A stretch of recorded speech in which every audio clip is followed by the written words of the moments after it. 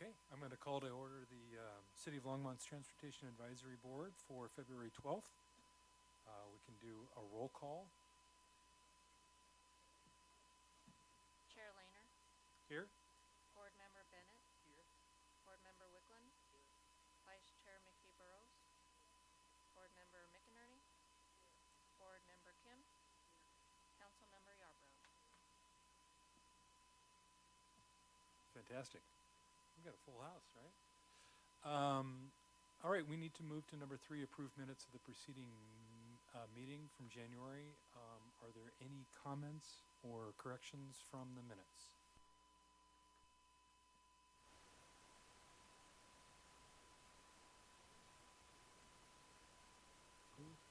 I'll need a motion to approve then.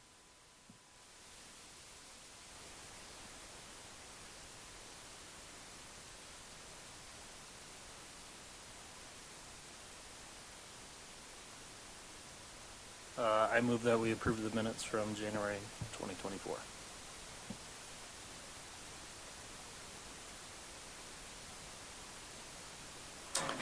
Minutes approval seconded. Great. All those in favor say aye. Aye. Okay, approve the minutes. We'll move to communications from staff. Great, thank you very much. Phil Greenwald, Transportation Planning Manager with the City of Longmont. Just checking in here with some items from us. First and foremost, we just really are excited to introduce to you the new Vision Zero coordinator for the City of Longmont. Her name is Cami Edson, and she'll be probably reaching out to a number of you regarding the Vision Zero task force that's coming up. She's doing a lot of outreach as well. I'll have her come up for just a second and kind of wave at you and introduce herself a little bit. If she doesn't mind.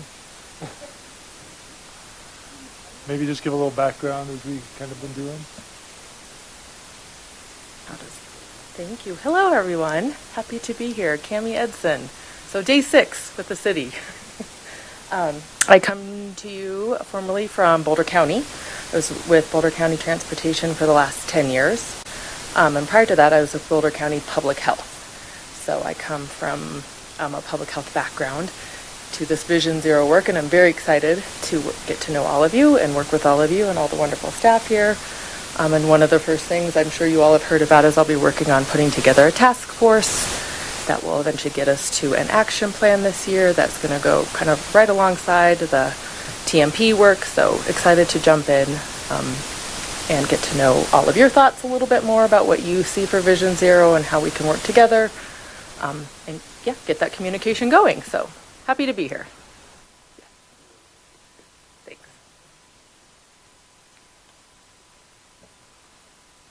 The second item on the agenda, I might have to ask for a motion on this, but we did ask and poll all of you about moving the April meeting from April 8th to April 15th, and we didn't hear anybody who couldn't do that. But just wanted to kind of get your formal, maybe approval of that move, just so we can start to, with Diane's help, move that on all the different agendas that we need to do that with. Okay, so we could probably just, we don't need to make a motion, we could probably just vote. Okay. All those in favor of moving April's meeting from what would be April 8th to April 15th, say aye. Aye. Any opposed? Nope. Okay, I think we're good.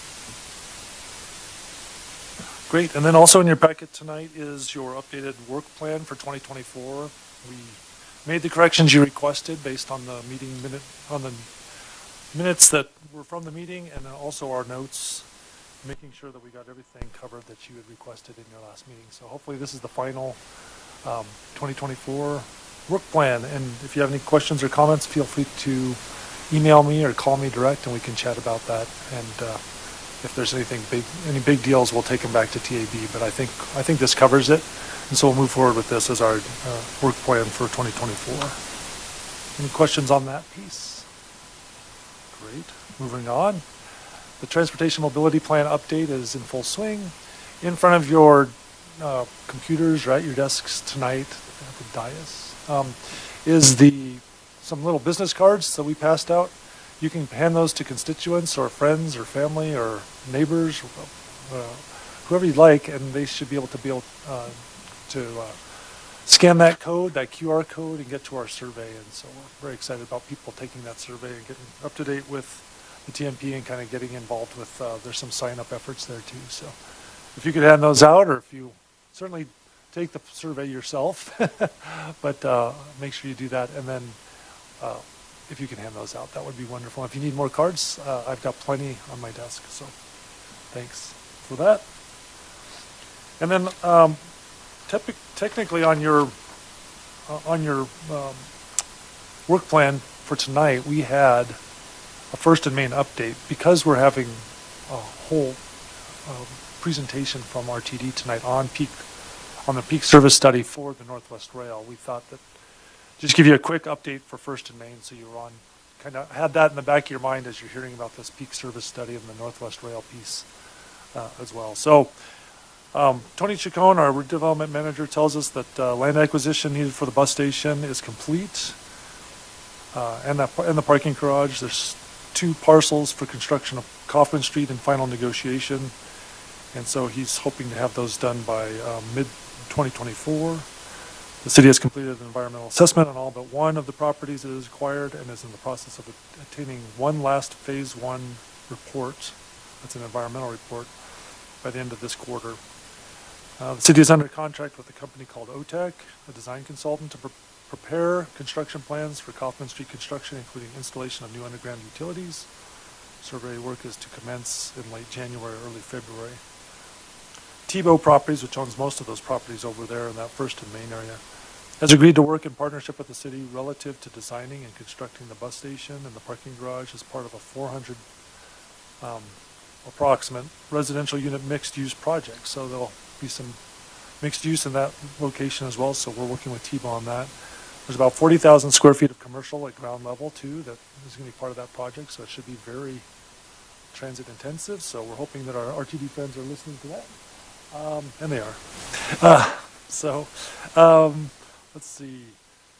Tebow intends on having a design team on board by February 1st. So that's already happened. I'm hoping they're here. City is in negotiations with Tebow relative to formalizing a redevelopment and reimbursement agreement. It's anticipated this agreement will be executed by year end of this year. And the city is preparing amendments to the Southeast Longmont Urban Renewal Area Plan and expects to enter into tax increment negotiations with the schools, the county, special districts by the end of the first quarter 2024. That's so we can have that increment of tax financing to be able to fund a lot of this program. So some interesting stuff, some fun stuff going on. Again, if you have any questions, feel free to reach out to me directly and I'll send it on to Tony. So with that, that ends the report of communications from staff, unless there's other staff members who have anything to add. Seeing none? Great, we're ready for the next item on your agenda, Chair. I wanted to ask, is there any questions for Phil on any of those updates? No? Okay, just want to make sure. We'll go ahead and move to public comments. We've got one here on the list, Ross Sterrett.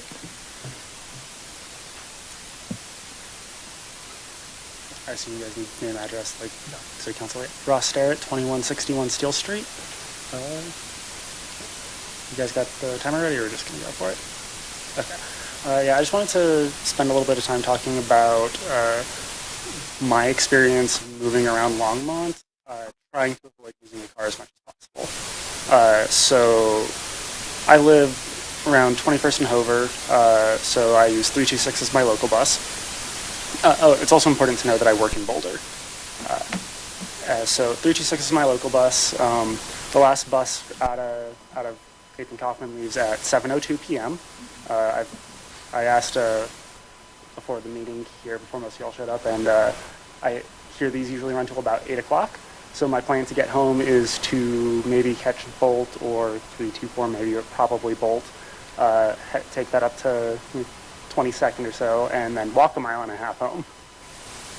So that's something that is kind of a barrier to getting here. Coming home from work, Bolt has been really bad about making the schedule by over 10 minutes usually, so I don't make my transfer, and then I stand outside in the cold for half an hour. and that's not very fun either.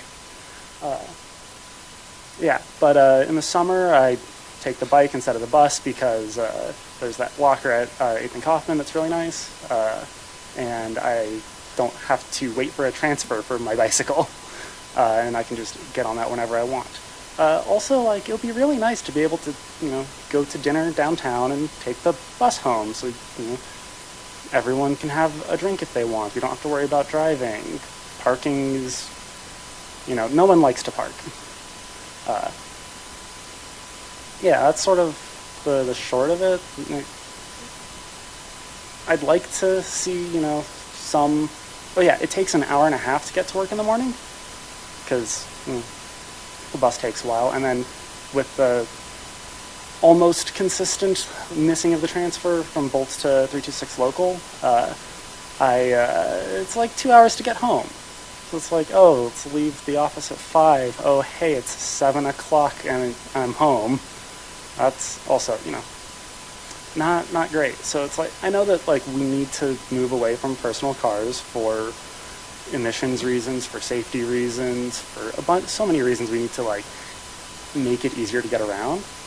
And that when the time alone is a huge barrier, it's gonna put a lot of people off. Or like when your options are, oh, it's 7:03, have fun walking. Yeah. Also, like, if you've ever taken like the time to look around at like the sidewalks on Hover, you'll see that there's a lot of people walking and biking. It's pretty cool to see that many people moving around that like not in a car, but also like especially north of 17th, Hover is treated as 45 plus miles an hour. And it's not exactly, you cannot have a comfortable conversation with someone while walking to get some groceries for dinner. And there's not really any other ways to bypass Hover by foot, north-south, right? It's, like, there's a couple ways, but they all add significant time, so you can't, like, sprint over for, oh, I need, like, 2 or 3 ingredients to make whatever it is I'm having. You're gonna take over because it's faster. There's a lot of off-street paths that are kind of treated as like parks. There's the one along Oligarchy Ditch that's really nice. Things like that are super great, very nice for getting around when they go where you want them to go, but also like if they don't go where you want them to go, they're not helpful.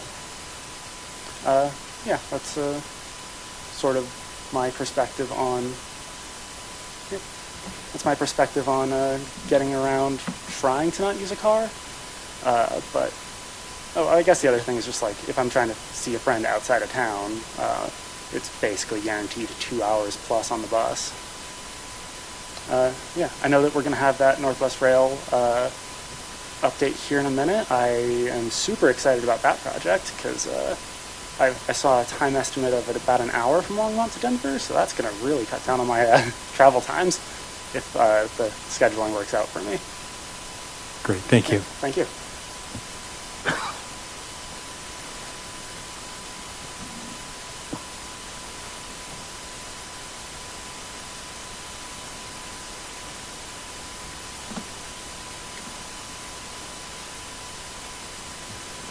Okay, we can move on to the next item, which would be our information items.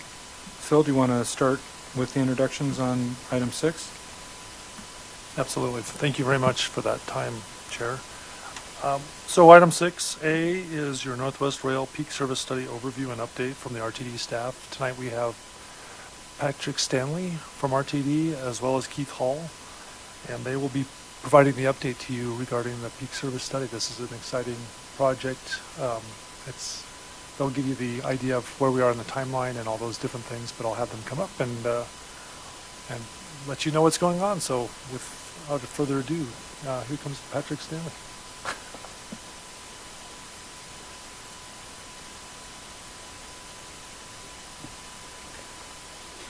Good evening. Good evening, board members and council members. Appreciate the opportunity to talk with you tonight. Let me know, I'm not great with microphones, sometimes I screw up, so if I'm yelling at you, let me know. But yeah, we thank you, Phil, for the invitation to speak with you tonight and give you an update on the Northwest Rail Peak Service Study. My name is Patrick Stanley. I'm the project manager for the project. Keith Hall is our deputy project manager. He's been with us for about 1.5 years now. Been a real asset to the team, and as we move forward. So tonight, I want to give you, first I'll start with a kind of a real quick history of what the peak service is, and then we'll get into kind of what we're doing with the BNSF, we'll also with the Front Range Passenger Rail District, how that coordination is going. Talk a little bit more about what our most recent public engagement efforts were and what the results were. That we had a couple open houses in November, early November, the 8th and the 9th. One of them was here, actually right out here in the hallway. And then we'll talk a little bit about the next steps and the schedule moving forward. And any questions you might have too. So the peak service study, just kind of a real quick update for folks that maybe aren't aware, is it's a feasibility study that we're doing that looks at a more limited service for the Northwest Rail, realizing that in 2010 we did the EE, the environmental evaluation, but we didn't necessarily have the funding to move forward with that full service at that point. So we've tried various things in the last couple decades now, unfortunately, to try to find a way that we might be able to bring a solution up to the Northwest area. So the peak service is our latest attempt at trying to find a solution that we think will work. We're essentially assessing a peak service operation, which is 3 trains in the morning from Longmont into Denver, and then 3 trains from Denver back to Longmont in the evening. So it's definitely a little bit more limited in its range and its scope. We're also partnering with local jurisdictions to do 6 new stations along the corridor. And there's a map here in a second, I'll show those, but obviously the terminal station right here in Longmont. We're identifying some feasible locations for a maintenance facility. The fleet that we are looking at having for the Northwest Rail is going to be different than our typical commuter rail fleet that we currently have on the system right now.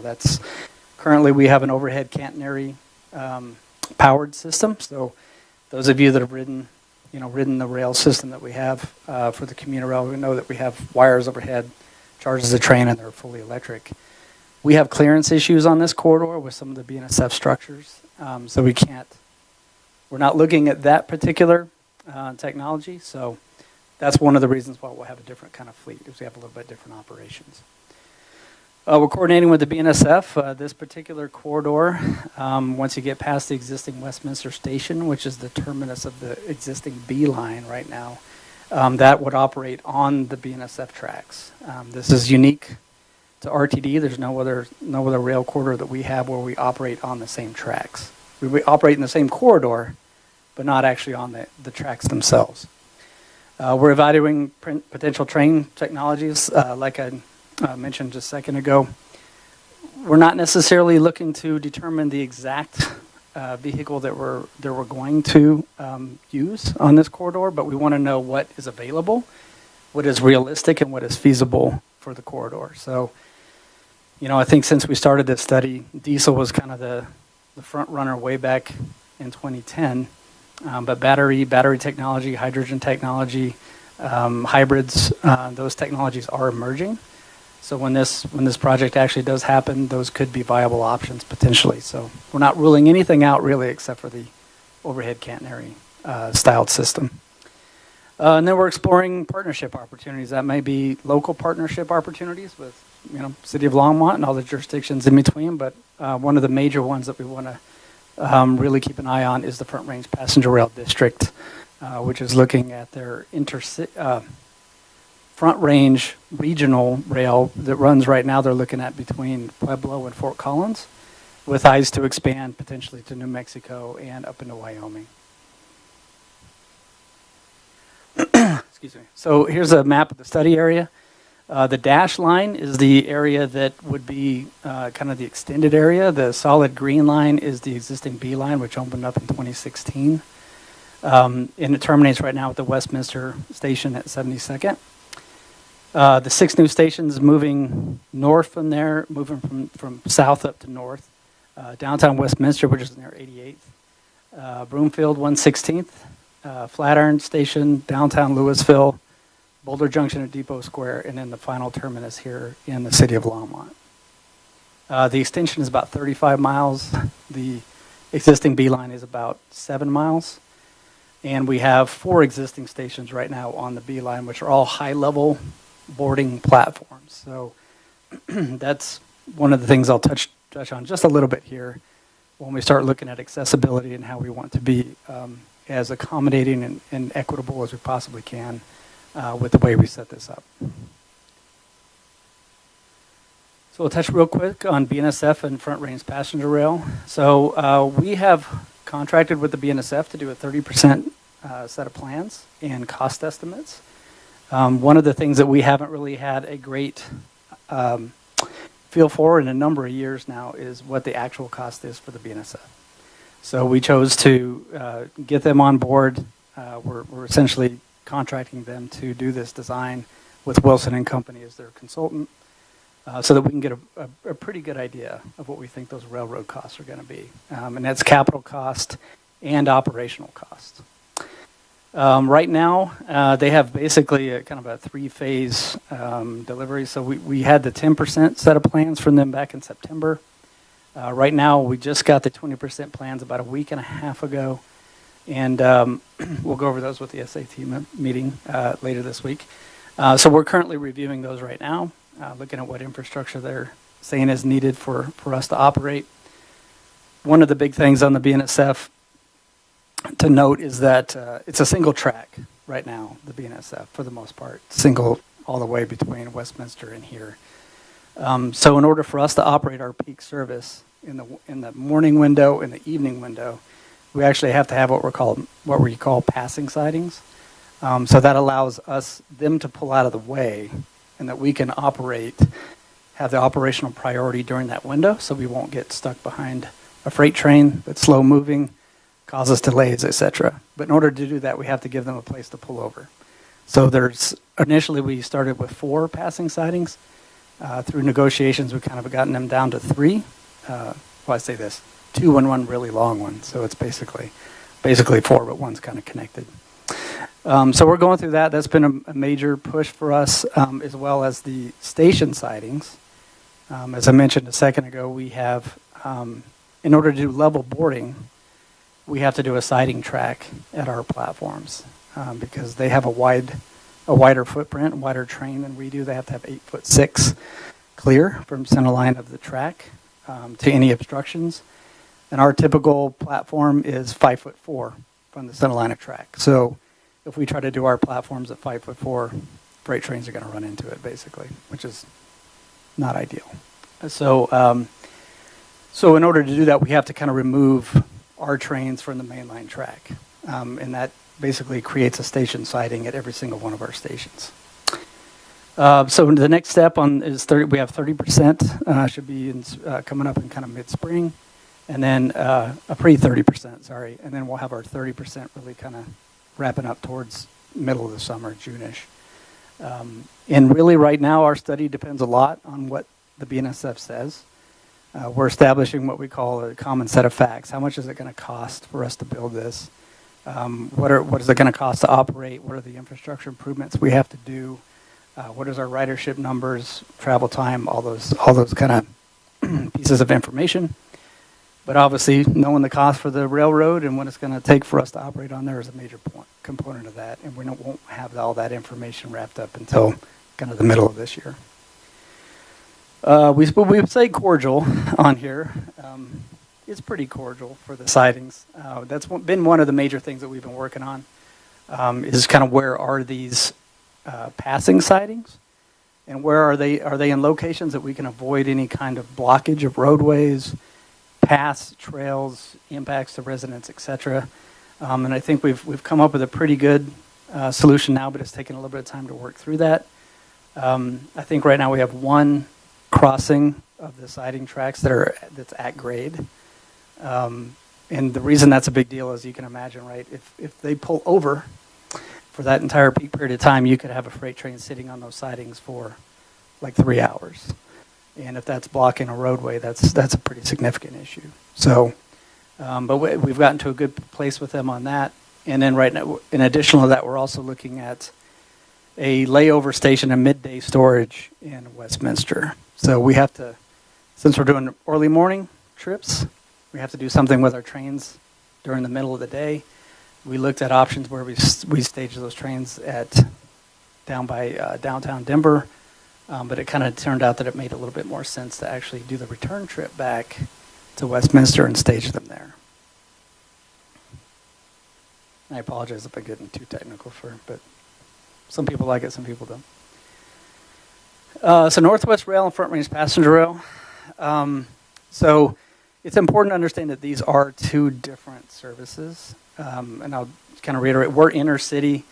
Really commuter rail is designed to be more towards a metropolitan center, typically, type arrangement, as opposed to a regional rail like Front Range Passenger Rail is looking at that connects between cities.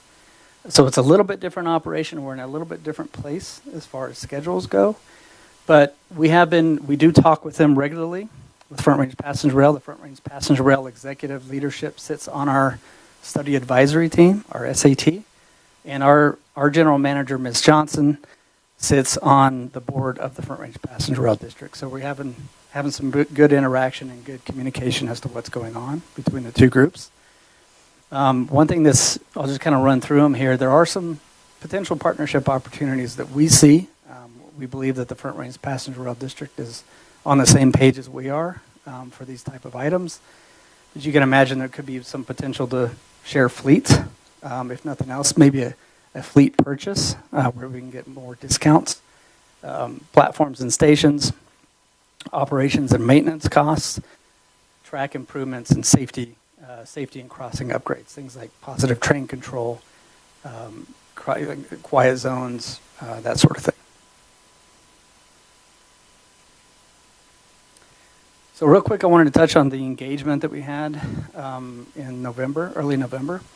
So we had Longmont was November 8th, the open house. We had about 30 attendees for that. Thanks, Phil, for setting that up for us. Appreciate it.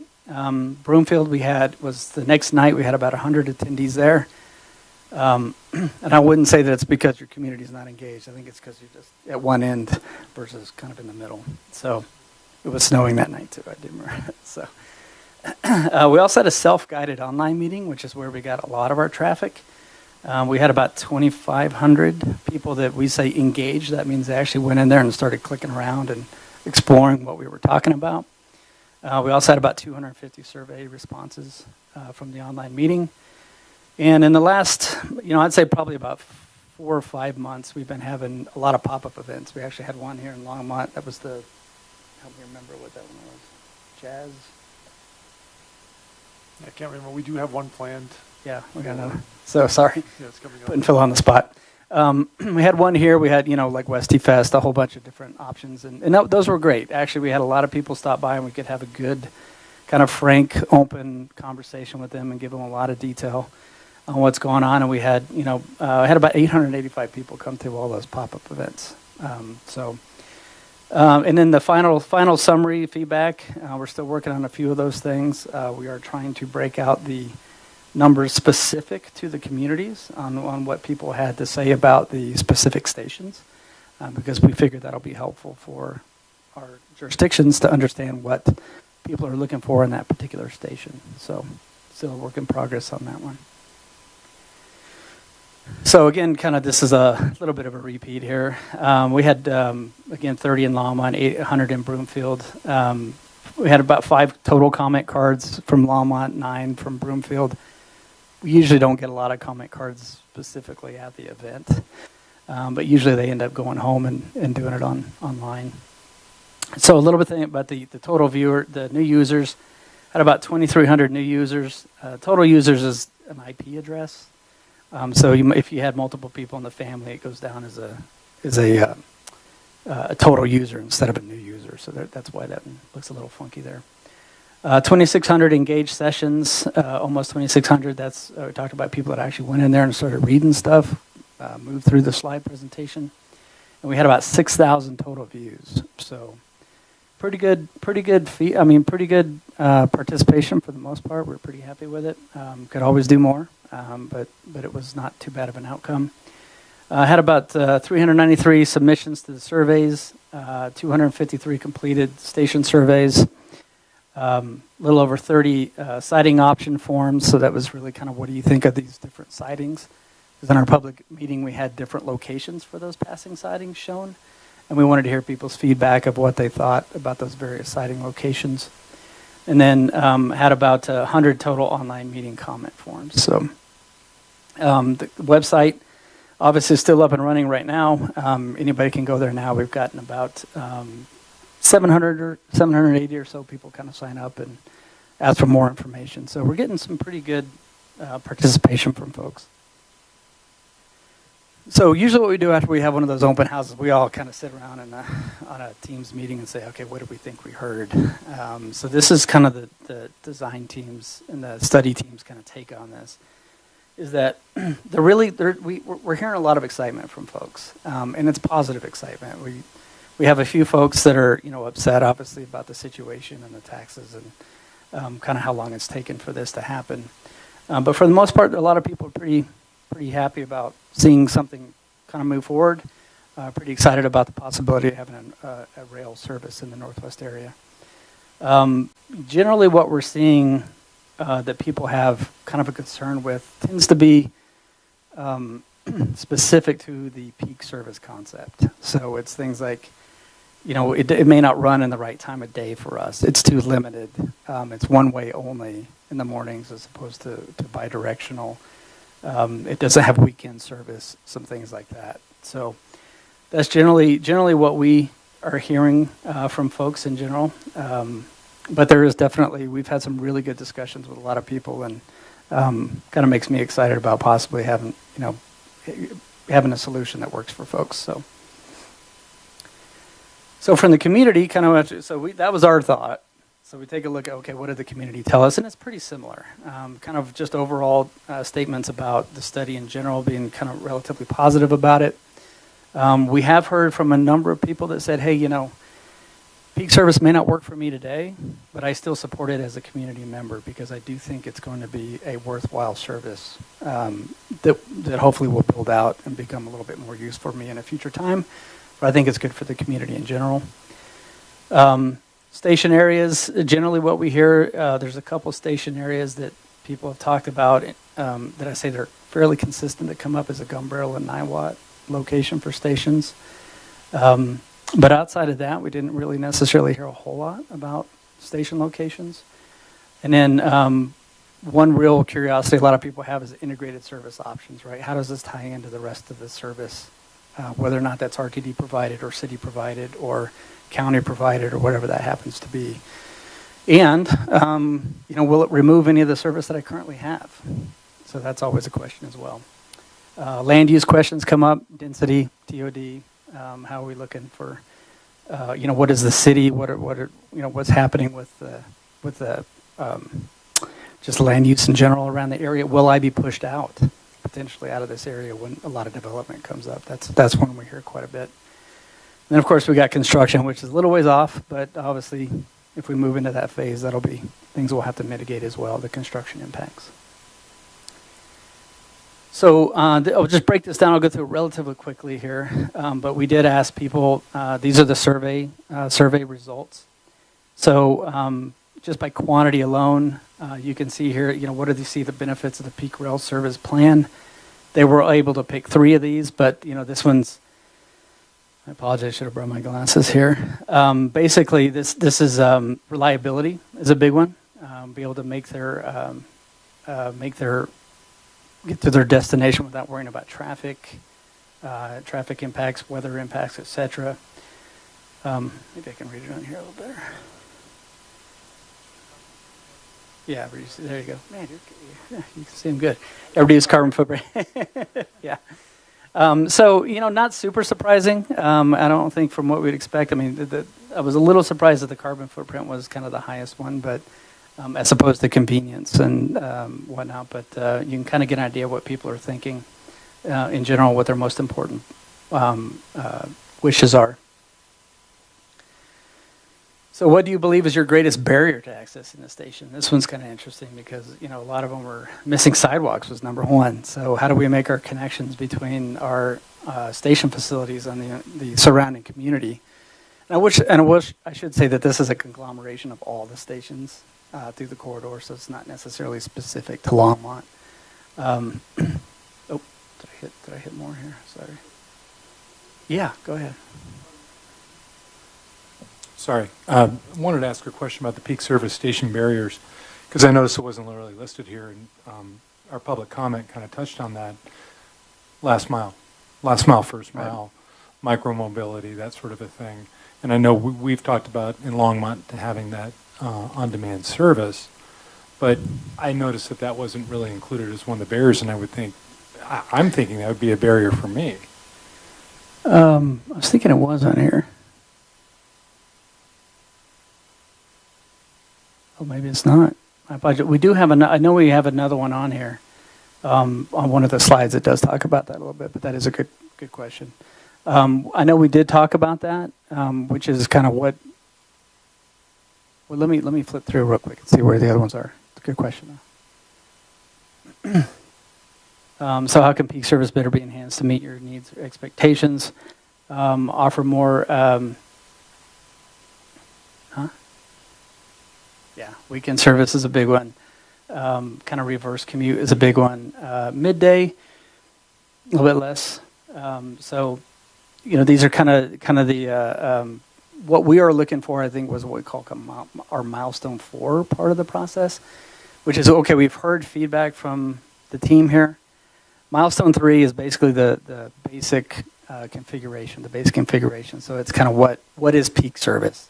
Specifically what we asked to look at for peak service, the 3 trips in, the 3 trips out, the infrastructure as we have it identified. Milestone 3 really wraps that piece up.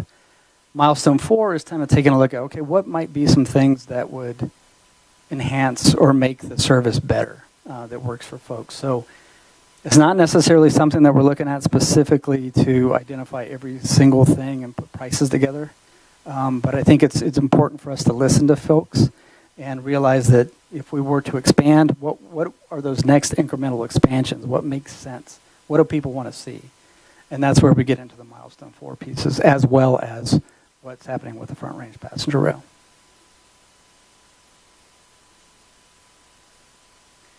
So here's what concerns you most about peak rail service. This might be man, I apologize. I don't have my glasses on. You guys mind if I grab my glasses real quick? Okay. Sorry. Also, just to fill in the blank here, they did come to Rhythm at Roosevelt. So there was a pop-up event there. Pop-up, they booked it long in advance, but pop-up, I guess it's called pop-up. And also the Sustainable Transportation Summit, they were there in August, so a couple of times that they came to Longmont and spoke to folks. So. All right, thanks, Phil. Sorry, I apologize. It's one side effect of getting older, I guess. So service only serves direction in the morning and the evening. So that's that single directional issue. The limited hours of operation. You know, just peak service in the morning, one direction, evening, one direction. Lack of weekend or evening service. And then here's the one I was thinking of, Mr. Lehner. Hopefully I said that right. Whether I can connect to transit services or destinations. So, you know, it is first and last mile is always a concern for RTD. It's something that we've tried multiple different programs, and it's, you know, we'll keep plugging away at it. It's important. On this particular corridor, we've talked a lot about flex ride services to maybe help bridge some of those pieces as well. So what is the most important element to include at or adjacent to future stations? So this is a question that we asked that we thought would kind of help us, but it would also help the stakeholders as well, our jurisdictional partners, kind of understanding what people are looking for around a station, because we don't do land use. You know, we're the T part here. So obviously the biggest one we heard here is, you know, that people are looking for commercial and retail space, places to shop, grab something to eat, housing within biking or walking distance to the station. That was a big one, which is not super surprising as well. And then the kind of the next few to kind of round out, we got secure places for commuters to store their bikes, safe and secure places to commute and park, and enhanced bicycle and pedestrian connections to the station. So I was a little bit surprised that essential services was only one selection, but that's why we ask people. And you'll recall from our earlier update on First and Main that the housing's coming in even more than South Main Station, excuse me, and then the 40,000 square feet of commercial space. So we're trying to address a lot of these issues with the land use piece on our side, understanding that they will bring the T, we'll have the LU. So. Yep. All right, so real quick, we'll go through kind of the project schedule. So we are looking at wrapping up towards early summer, middle of the year here. It's going to depend a little bit on what the information we get from BNSF. There can be a little bit tricky sometimes to negotiate with and work with. So everything's kind of looking on track for that time frame. So moving forward, next steps, we're going to continue our BNSF coordination. We've got several stations that we still need to kind of work through some of the track locations and how the platform configuration works, including Longmont here. I was talking to Phil earlier about needing to have a front range passenger rail RTD Longmont discussion about what that potential station area looks like. We've got other technical activities, the draft of the base configuration report, which is that milestone 3 I was mentioning earlier, which is this is what it will take to do peak service as we have it defined. The draft of the common set of facts, how much is it going to cost, what infrastructure is needed, etc. And then we will continue to do community-based organization outreach through this winter and into early spring. We are trying to target some more cultural events where people might not be comfortable coming to some of the larger events. We're trying to go out to them and see, talk with some people that maybe are traditionally more underrepresented. And then spring 24, coming up here, we got milestones 4 and 5. Public engagement, we don't know exactly what that's going to look like just yet, but at the end of the study, we'll have another public engagement session. And with that, I'd be happy to answer any questions anybody has.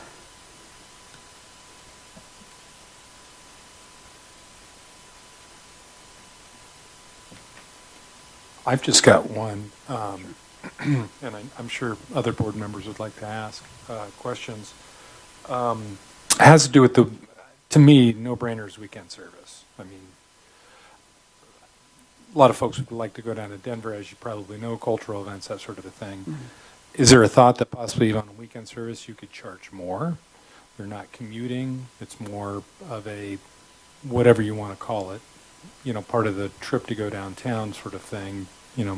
Folks might do that once a month or even less. Yeah. So my thought as a weekend service is kind of a no-brainer in regards to an offering, and maybe it is something that's premium as opposed to the daily commuter that's going to be going peak service, but I'll let others ask questions. Well, just real quick on that, we haven't thought about it quite in that same way, about charging premium for that. As you all are probably aware too, right now, the fare, people have asked about the fare. It is the same as what it is. Coming all the way here from Longmont into Denver is the same fare as it is to go from 3 blocks in Denver. So I can't remember what the final number was. I want to say it's $1.75. I don't know if you remember, Phil, or not, but we just did our, so we just did our fare zone simplification and price reduction. So we do feel it's pretty competitive to come all the way from Longmont into Denver right now. That is, again, an interesting idea, though, and we can certainly kind of bat that around. One of the issues with weekend service now is it really, anything beyond peak service is a potential BNSF issue that we need to work through. I would look at it saying it seems to me that it would be pretty reasonable to do a weekend service under the same provisions that we do Monday through Friday with the BNSF. We have not broached it specifically with them. It's possible that they may say this is when we want to move all of our trains around. And maybe, they may say that those windows are not available. So But interesting idea. Appreciate that.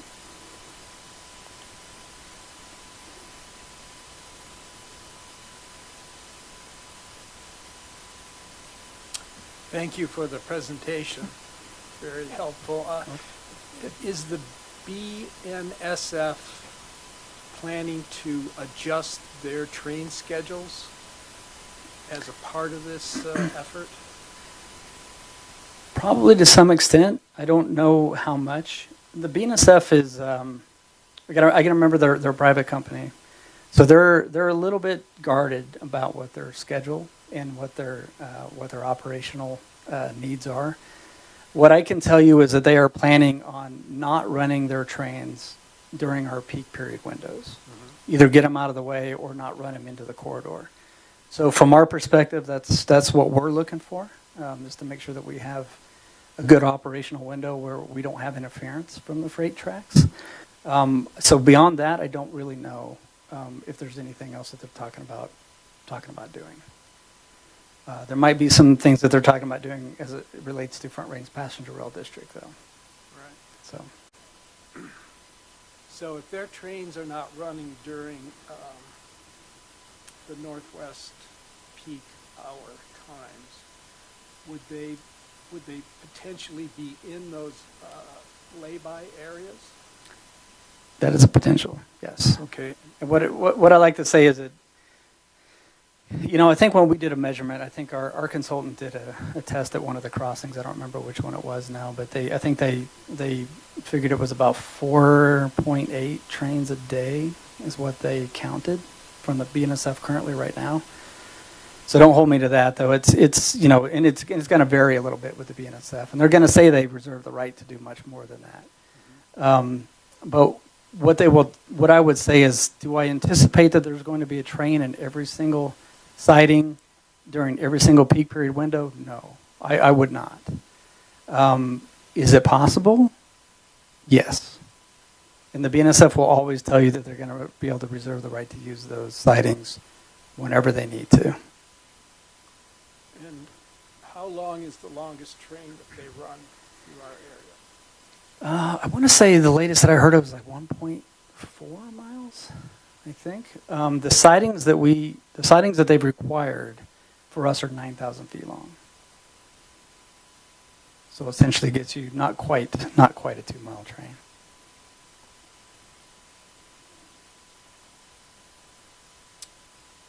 Will there be sidings on each direction, each side of the track, in case they had trains going in different directions that had to be diverted to a siding during these peak periods? Right now it's not. It's single-sided.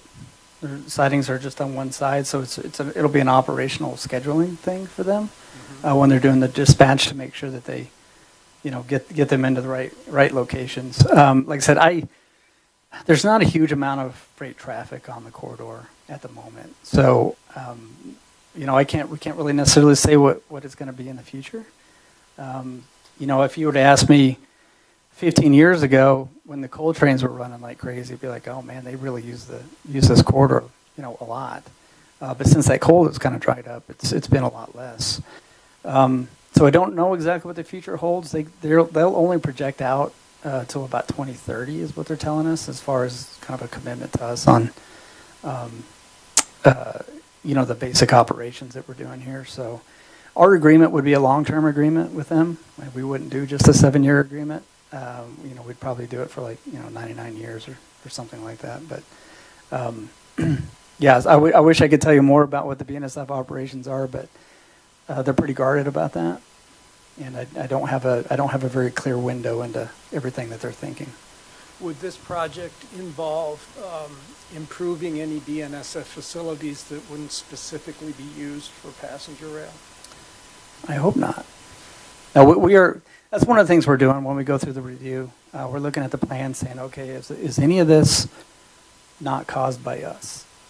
It gets a little interesting on some of the track geometry because, they may be doing something that you look at first and go, we don't even have, that's just existing track. We're not doing anything there. But part of the thing that we've asked them to do is do what we call curve smoothing. So basically, it's taking kind of tight turns or different track geometry and smoothing it out so we can increase our travel speeds. So we want to be able to operate up to 79 miles an hour on the corridor. We're not going to hit that in all places, but we will be able to hit it in some places. And, what we've asked them to do is to hit, our travel time. Studies that we've done show a little bit over an hour, as this gentleman said a second ago, about 65 minutes or so, plus or minus a few minutes. And we've asked them to, when they're looking at their engineering, this is our goal, this is our target. So, so they may be doing some things, we need to dig into this with them, that we look at and go, I don't know if that's a speed thing, or is that a track condition thing right now, where maybe it's a substandard set piece of track for running our passenger trains on that has to be updated, or are they doing it maybe for themselves? We don't know that answer yet, so that's part of our review comments that we got to go back through with them. Okay, just a couple more questions for me as points of information. When did the Fast Tracks sales tax begin to be collected in Boulder County? 2005, January 1st, 2005. We voted in 2004 for the sales tax in November, and so the sales tax came online in 2005. Right. And approximately how much revenue has been collected to date from Boulder County? That I don't know the answer to. Phil might. I don't have the answer to that one, unfortunately. Off the top of my I can head, give you I Longmont apologize. data. If you want just Longmont, I can't give you Boulder County. Oh, right. Well, how about Longmont?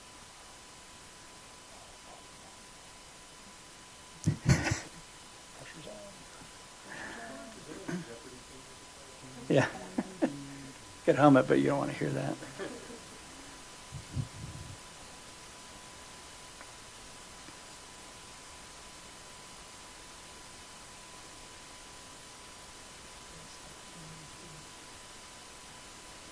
We can look into that information and get back to you on that for the Boulder County in general. Okay, thanks very much. But I don't know if Phil, you can chime in here when you have it. And okay. So for just fast tracks since 2005, as of the end of year 2022, we don't have the 2023 numbers yet. It was almost $83 million.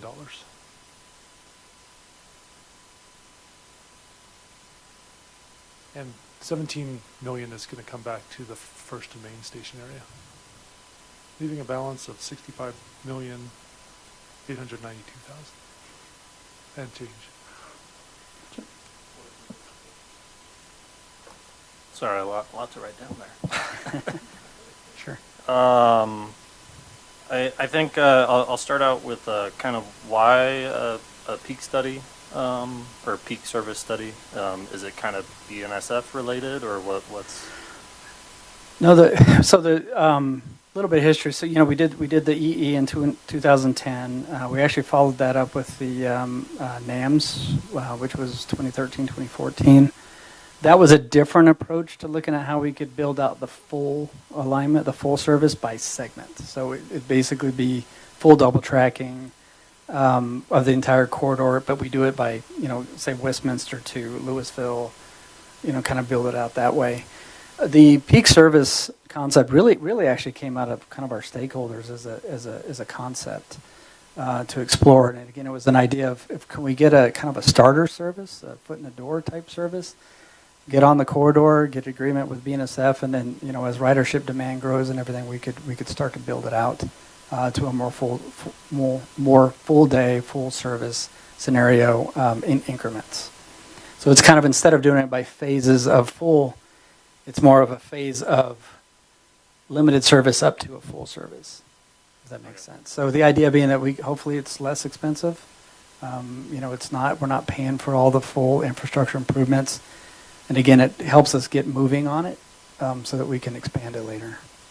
Okay, so expansion might not be limited from BNSF in the future.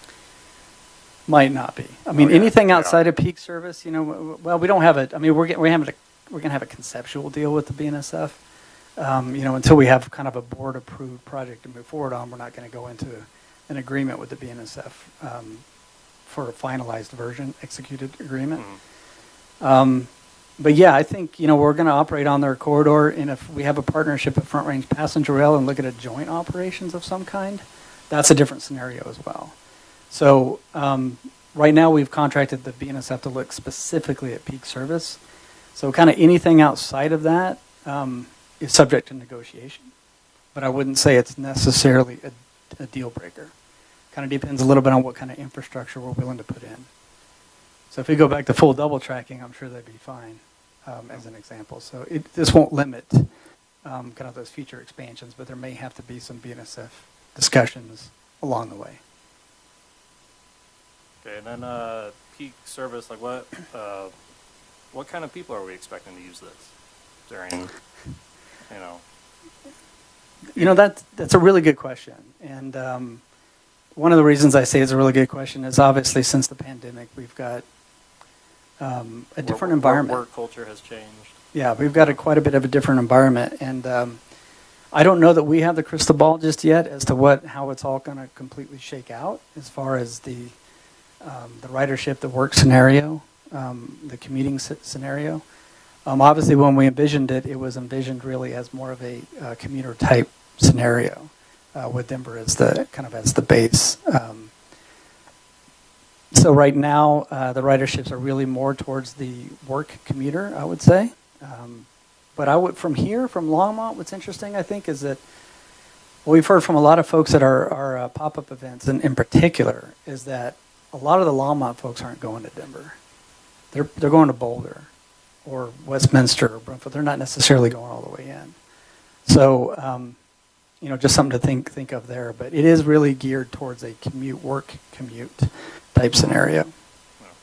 Well, I just bring that up because, there's all types of workers, and sometimes the people that would benefit the most from reduced costs of car ownership are usually outside those peak windows. Sure. And even people who are working on the weekend, et cetera. So I just hope we're always thinking about other people with Right. less means. And I agree. One of the things that we have heard fairly consistently, and I didn't touch on it earlier, and I apologize, was kind of your non-traditional work periods. Hospitality, as an example, is a big one. Retail, some of the things that don't have necessarily an 8 to 5 kind of job, and that's why when we look at milestone 4 and how would we expand this, I think that's pretty high up on the list of how can we do some return service, go in the other direction. How can we maybe adjust it a little bit larger window potentially? What are those next steps that we could potentially look at? Okay. And then final question is Northwest Rail, so like this is RTD focus, and then how does it relate to FRPR? And specifically, I bring that up because I think FRPR is going to request a tax. And so I'm just wondering how to talk to the Longmont citizens about a potential vote that might be coming up. Yeah, that's interesting. So right now we're looking at our project kind of more or less focused on what we're doing here. That's what the board asked us to do, is look at peak service. I think Front Range Rail, Passenger Rail is in a little bit of a similar situation, trying to figure out what their service development plan looks like. What I can tell you is that we talk with them pretty regularly, and I think we all see, a pretty good opportunity to do maybe some sort of joint operations. I don't know exactly what that looks like. That ultimately is going to be up to the board of RTD and the board of Front Range Passenger Rail to make a determination on what that looks like. From the tax standpoint, I don't know exactly what to tell you there. Obviously, they're going to ask for that, and theirs is a much bigger rail corridor than just Longmont, or even Boulder County, or from Denver up north. So they're looking at it to do their entire corridor. So I do think there's some pretty significant opportunities out there with RTD and Front Range Passenger Rail to work together to try to find a solution that is mutually beneficial, where we can split costs between the two groups and try to be more efficient about it. One thing that's nice about Front Range Passenger Rail for us is that Our competitiveness for federal funding is limited. We just, we're not necessarily positioned very well for getting federal funding. Front Range Passenger Rail is more positioned for that, so we think working with him could also open some doors that are closed to us right now, as far as bringing service up to the Northwest area. Just one point to that as well. We're planning on having Front Range Passenger Rail come present in May for you all, so we should hear more about some of those specifics from them then. Thanks. Yeah, we're working pretty hard to not preclude each other on what we're trying to do, which is an interesting proposition when we don't know exactly 100% we have a pretty good idea what we're trying to do with the peak service. They're still studying on their side as to exactly what, when the frequency is, what they're actually going to want to put in for their kind of initial service. So that's why we want to keep in touch with them. And as that information comes over, we're trying to use that as best we can to make sure that we're not locking one of the other parties out of potentially being on the corridor. Yeah, it makes sense. I just, Yeah. It has been 20 years, and our population has at least grown. So Sure. there'll be some new heads, new ideas, but just trying to figure out how to communicate that Sure. to the public. Understand. Yeah. Yep.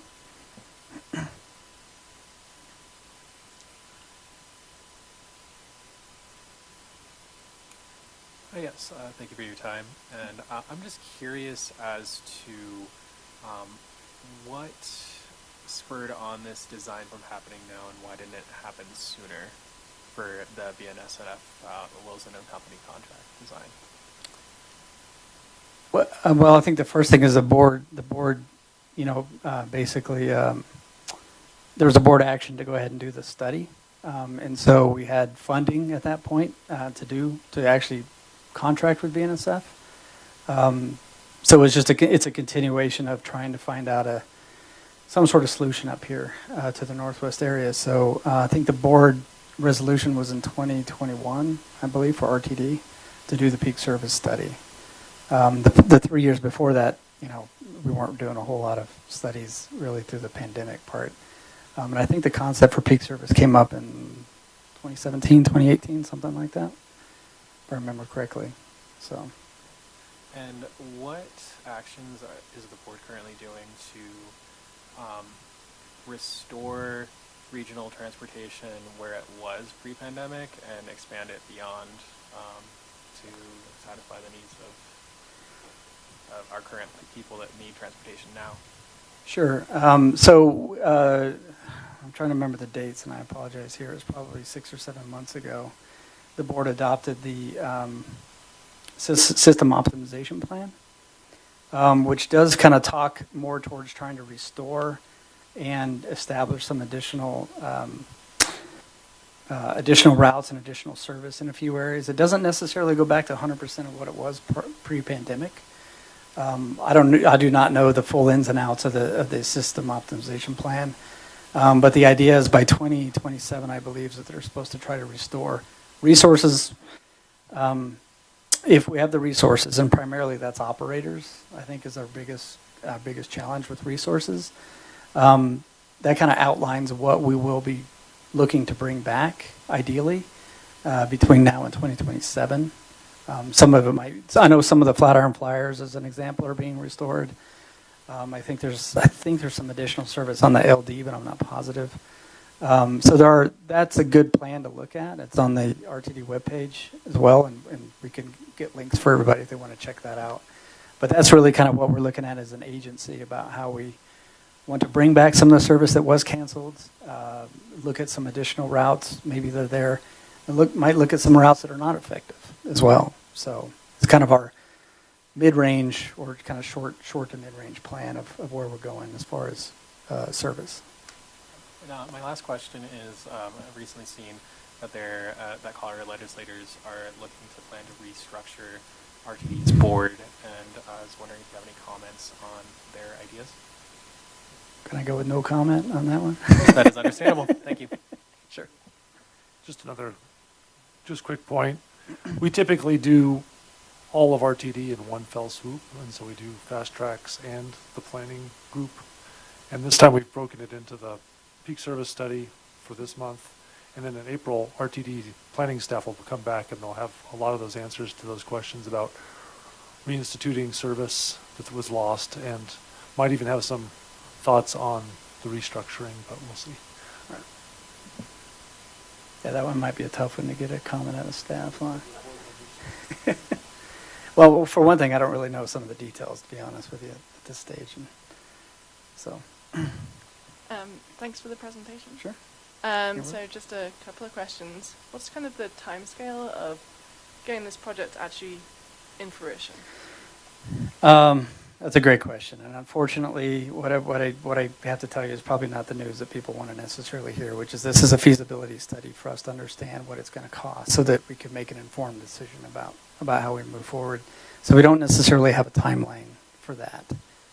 It's going to depend probably on a few factors. You know, is there a potential partnership with Front Range Passenger Rail, and if so, what does that look like, funding standpoint? Are we on our own?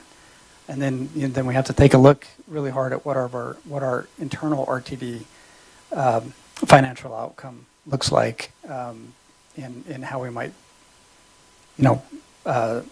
finance something like this. So I don't have an exact answer for you, and I don't really even have much of a range. We'll take it to the board, later this summer, and see where we want to go from there. Sorry, I wish I did. I wish I had an answer for you. I really do. I understand. It's just, people have been waiting Sure. for almost 20 years now. So Yeah, I understand. you mentioned the time you're anticipating it's going to take to get down to Denver. What would be the time that it would take to get to Boulder from here? Oh gosh, I wish I could remember that exactly. It's not much because that's a pretty straight shot. There's no stations in between. I want to say it's like 12 to 15 minutes, something in that range. Well, that is a lot faster than the bus. Yeah, it's not like I said. There's not a lot. There's really not much in between. So it's a pretty quick shot. And that's the eastern Boulder. So the depot that's over there on 30th and Pearl. Yeah, and then presumably you'd have transfers to Right. other routes in Boulder. Right. Don't hold me to that, but I can get you probably a little bit better figure if you Well, want us to. that sounds massively faster than the bus right now. Okay. I'm presuming that it wouldn't be affected by like snow, for example. It would be run all year. Like if we had a heavy snowstorm, would that affect the trains? Typically, trains can deal with the snow much better than the roadways can. So, of all the snow events that we've had since we opened up the A line, I can't really think of any that due to snow itself was necessarily an issue. I think if anything, you usually might get something about snow accumulating on the lines or something of that nature. But typically we can operate with the snow much more reliably than the roadways. We're not as weather dependent for the train. So, in fact, I was talking to one of the old rail operations guys a couple of years ago, and he said, the thing is, you run the trains, that's how you get rid of the snow. You run the trains, and it clears it off as you go. So, yeah, you get one of those crazy snow plows like they have at the train so I was museum. like you're going to put a plow on the front of it? I know you're still figuring out like what type of trains you would have and kind of what they would look like, but would you have accommodations for like having bikes on the train so that, especially the first and last mile would be accommodated? I can almost certainly say we would have bike accommodations, yes. I mean, our commuter rail fleet we have right now I want to say it's 2 racks per car, or maybe it's 4 racks. I think it's 4 racks per car currently right now, and I don't see any reason for us to not have bike racks on there. I think that would be egregious of us not to put bike racks on the train, And especially if we're talking about first and last mile connectivity. Yeah. Would that also accommodate cargo bikes that have 3 wheels? Since I'm a cargo bike rider myself. That's a good question. I don't know. We can look into that one when we get to that time. Yeah, because that's my main problem for me getting from place to place is that Okay. I can't take it on a bus. Well, I know what we did on the commuter rail. Just FYI, is we had several public demonstrations of the mock-up. I don't know if anybody ever saw that for the RTD commuter rail back in 2014 or so. and where we could have public come in and give us comments on a lot of different things, seating arrangements, some of the finishes on the trains, the bike racks and luggage racks and all that sort of thing. So if we do, if it does move forward and our board says, yeah, let's go on this thing, I think that would be part of the process is to have some feedback on the actual rail cars themselves. High floor. Yeah. Yeah, it would be. We are pretty cognizant. We do want it to be high floor, and part of there's some reasons for that. Thanks, Phil. So we have 4 existing high-level platforms right now. So in order if you're going to do a low level, those don't work anymore. You would have to extend platforms or reconfigure those platforms. But it's also the highest level of ADA accessibility that we can get is to do a full level boarding. So that's something that's important to the agency. So that does help. That part alone helps quite a bit with the bikes. So then it's just a matter of can we find some space. My other question was,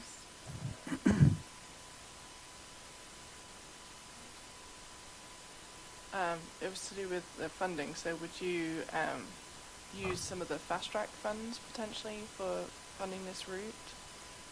Yes, I'm not the chief financial officer of RTD, but that's what the fast tracks funds are for. Is for the fast tracks corridors. So this is the one that I think probably has the most desire to get built out sooner rather than later. So I would say that's absolutely. Now the FISA fund right now is not enough. So the question is, how do we look at it from a long-term financial standpoint to see how we would potentially finance this? Oh yeah, I'm sorry. Fast tracks. Is it internal? Fast tracks internal savings account. Yep. It's our fast track savings account, basically. Okay. Obviously, you're just looking at this one particular route right now, but I mean, the 287 corridor would be another potential route. Obviously, there's not a BNSF line down that way. Is that a potential at some point? I thought, for some reason, I could be wrong on this. I thought 287 was maybe something that had been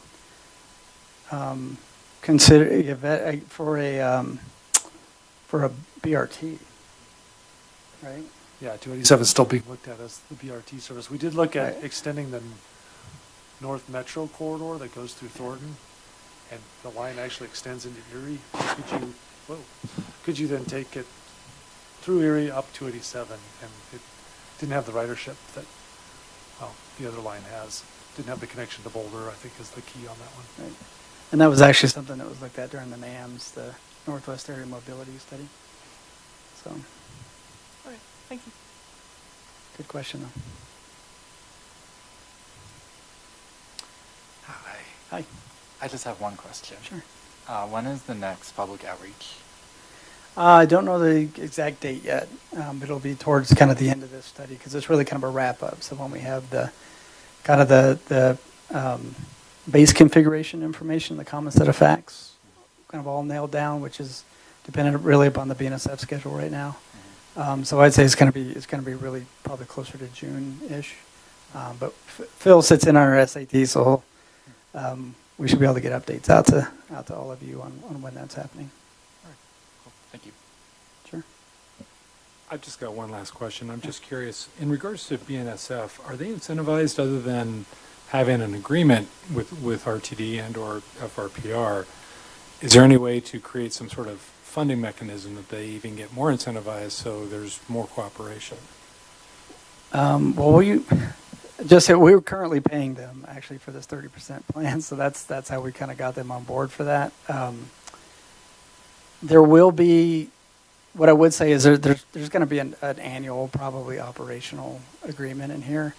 And I think it's really a way for them, I think, to take a corridor that they have that's maybe underutilized a little bit and leverage an asset that they currently have to make some revenue.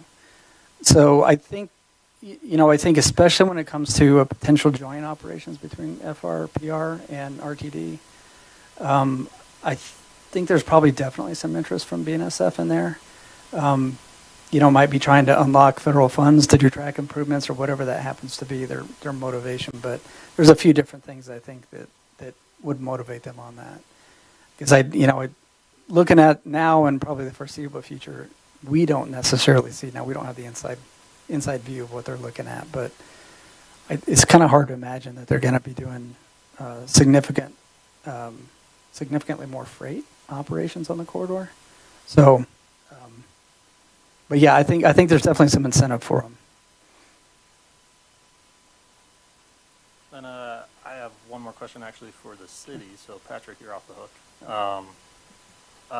In terms of the First and Main Transit Center, because I heard mixed use, housing, commercial space, lots of parking. Is there going to be any more? Because, I was real excited from the retreat this past weekend. Council was really talking about placemaking. And so that's part of that, but then also public amenities. Any talk of park or gathering spaces? Yeah, I'm such sorry. as, Sorry. Oh, excuse me. Go ahead. Well, because I just think of transit centers around the world, and it's always a big town square, essentially. So, a place to be. Yeah, I'll try to pull up maybe some visuals of what we have going as far as the First and Main update, and maybe it's for next time. We'll see what kind of time we have at the end, but I'll send them out either way. I'd like to show you that there is a plaza planned for that First and Main. It's right behind the platform, basically. So, platform right along First Avenue there, just west of Kaufman. So the platform would actually take over First Avenue. So First Avenue would go away and become the platform area, and then the plaza would be just south and east of that, and would connect you to the parking and to the bus terminal that's planned, and that's actually got some funding for it. So we plan on having that. But you're right, placemaking is a key to that. Yeah, thank you.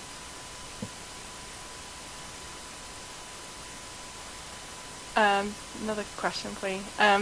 What can we do as like TAB and Citizens of Longmont to help make this project happen? Like, is there things that we can do to facilitate, to encourage the process to go forward? And I don't know. I'm just wondering. Sure. Great question. And I might have to mull on that just a little bit on good ways to do it. But obviously, interaction with our board members up in this area is always useful. Let them know what you think, whether or not you want to do that as a group or individuals or how that works. I think on the NAMs, if I remember right, there was a support letter as an example from the Northwest Area Mayors and Commissioners group coalition, and I think that probably went a long way as well. It's kind of it's basically a support paper on what the community wants to have up in the area. So our board members, obviously they're kind of beholden to the voters and the communities up in this area, so that it doesn't hurt for them to hear about that. That's off the top of my head. We'll think of some other ways, but.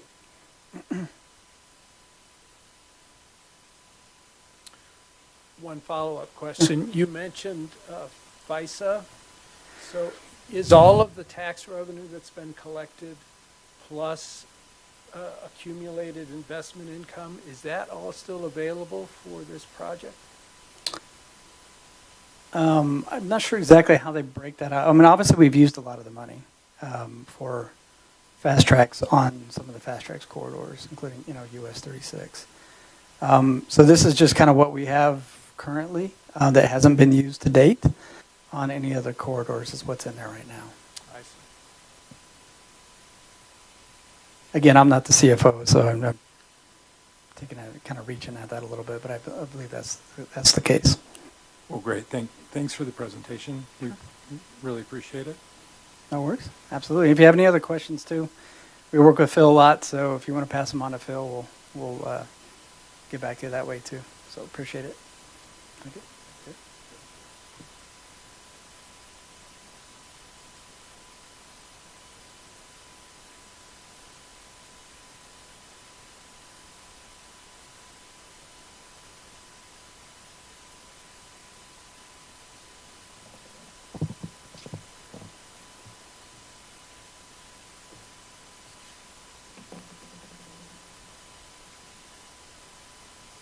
Good evening, board members.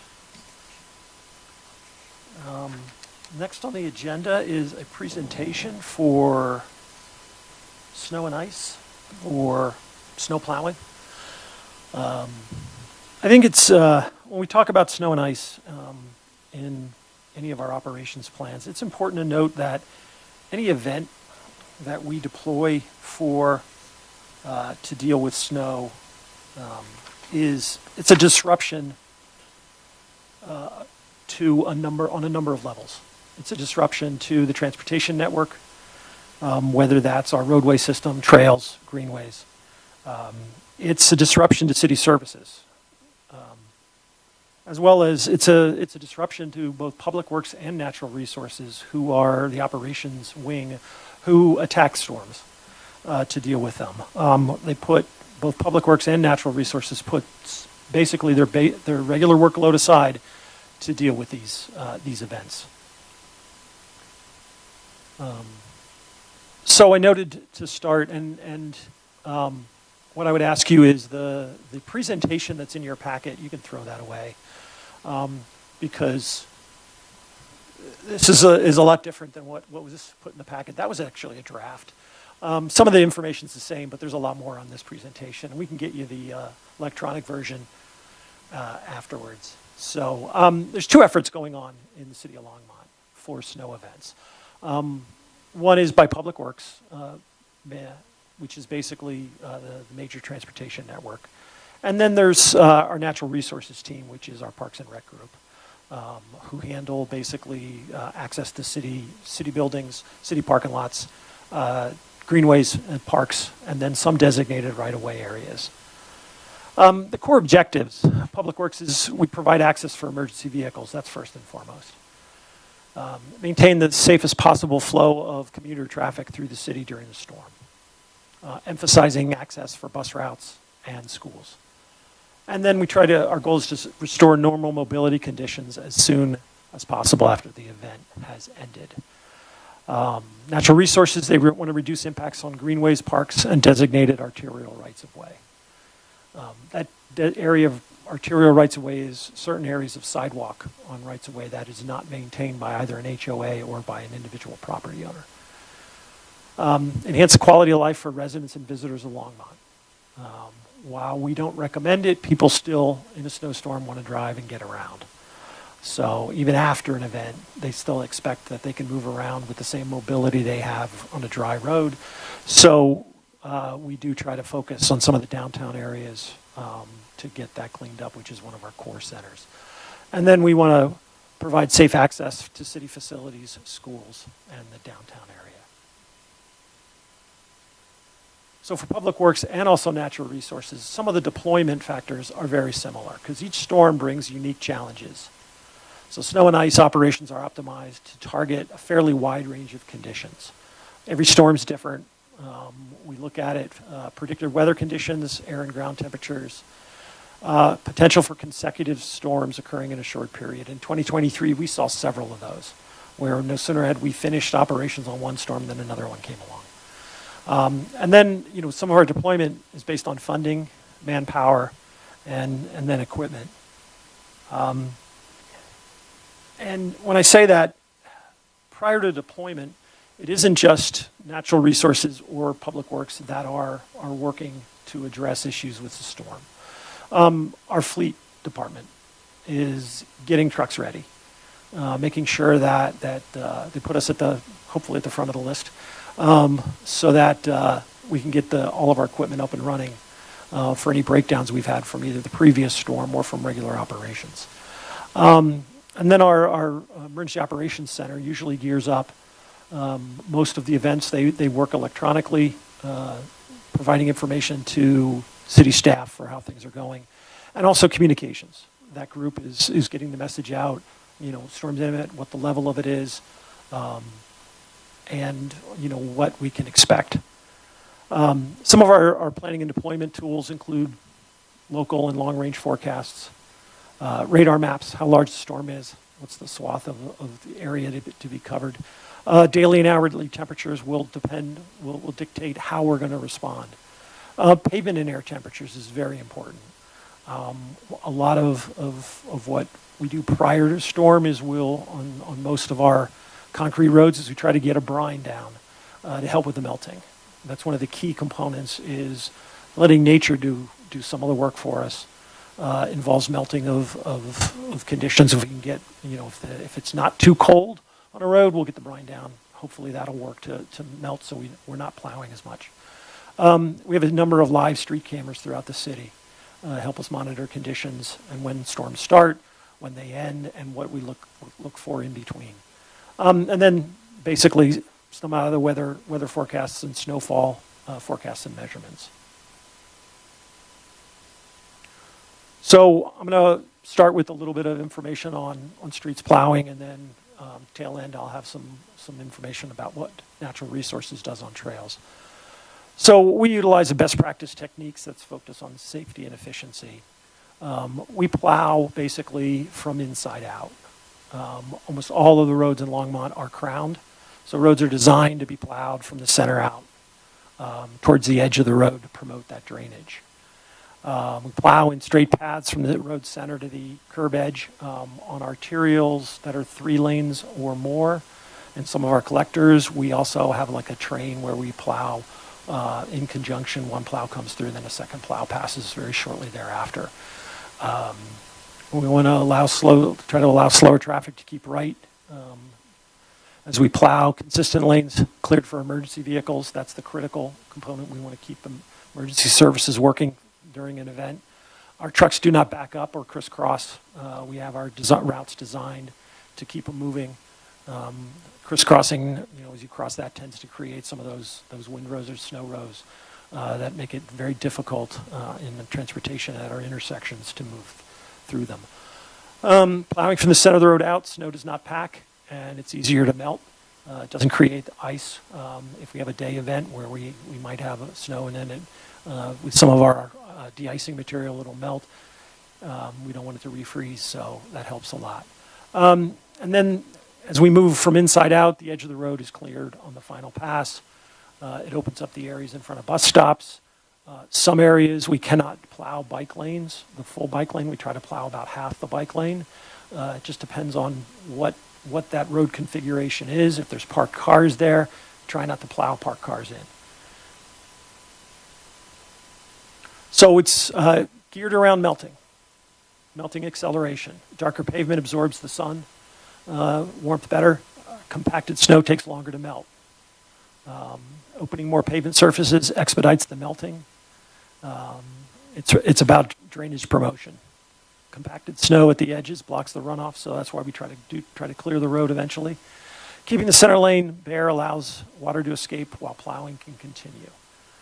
The inside-out method is engineered to enhance motorist visibility while protecting equipment.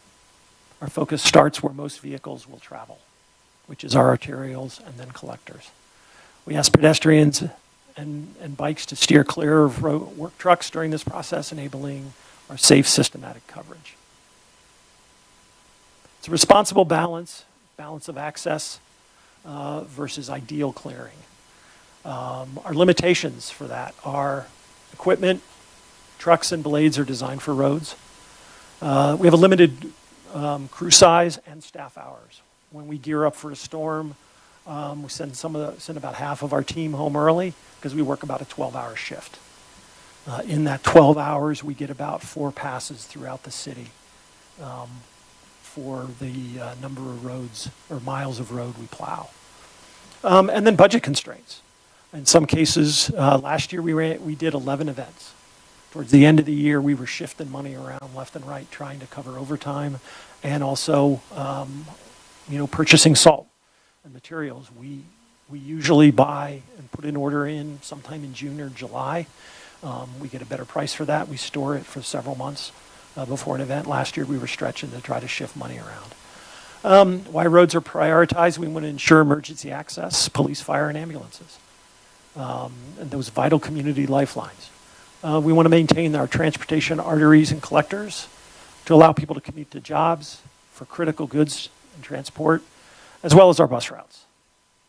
And then there's roads are prioritized. Some safety hazards, you're going to get buried objects. okay? Whether that's fire hydrants, one of the safety hazards is visibility, okay? And then park cars. We still have a number of arterials and in some areas are collectors that people still park. They were built as residential areas and people park. 17th is an example where people park right along the roadway.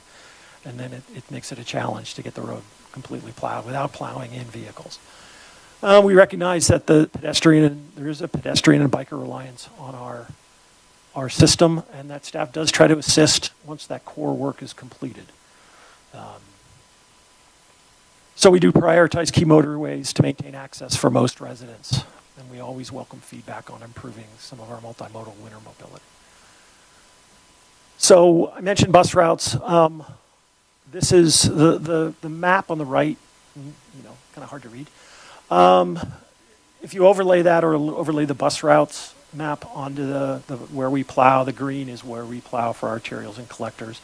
Almost all of our bus routes are covered. So we do focus on getting that transportation network back up and running. So moving over to the deployment for natural resources. Okay, their guidelines include detection, decide or decision, deployment, and then access. So under detection, as they monitor a storm, the managers, supervisors, and staff monitor weather services for the new forecasts as it builds up. And depending on the level of event, natural resources staff are informed of the event and then directed to report to duty. Their deployment is the supervisor deploys the teams as necessary. They work through a series of zones, depending. In some cases in Longmont, we may have 1 inch on one side of town and 3 inches on the other. They may shift their deployment around to address that. And then, for access, they're continually there's a typo. Continually accessing the needs of each zone, and then they adjust staff accordingly. So, natural resources looks at 3 deployment types. Actually, 3 deployment types. Their level 1 is little to no accumulation. They may wait till after the event and then deploy staff during regular working hours.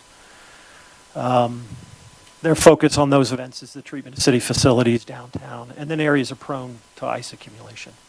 Level 2 is a minor to medium accumulation, and that accumulation can be both inches or the degree of snowfall, anywhere from 1 to 2.5 inches per hour. They may start to mobilize. That's a full deployment of all their employees, again with a focus on city facilities, school routes, and then downtown areas. The major storms, blizzards, and then emergency conditions with a significant accumulation. They'll have targeted operations in the downtown area, school routes, right-of-ways, and greenways.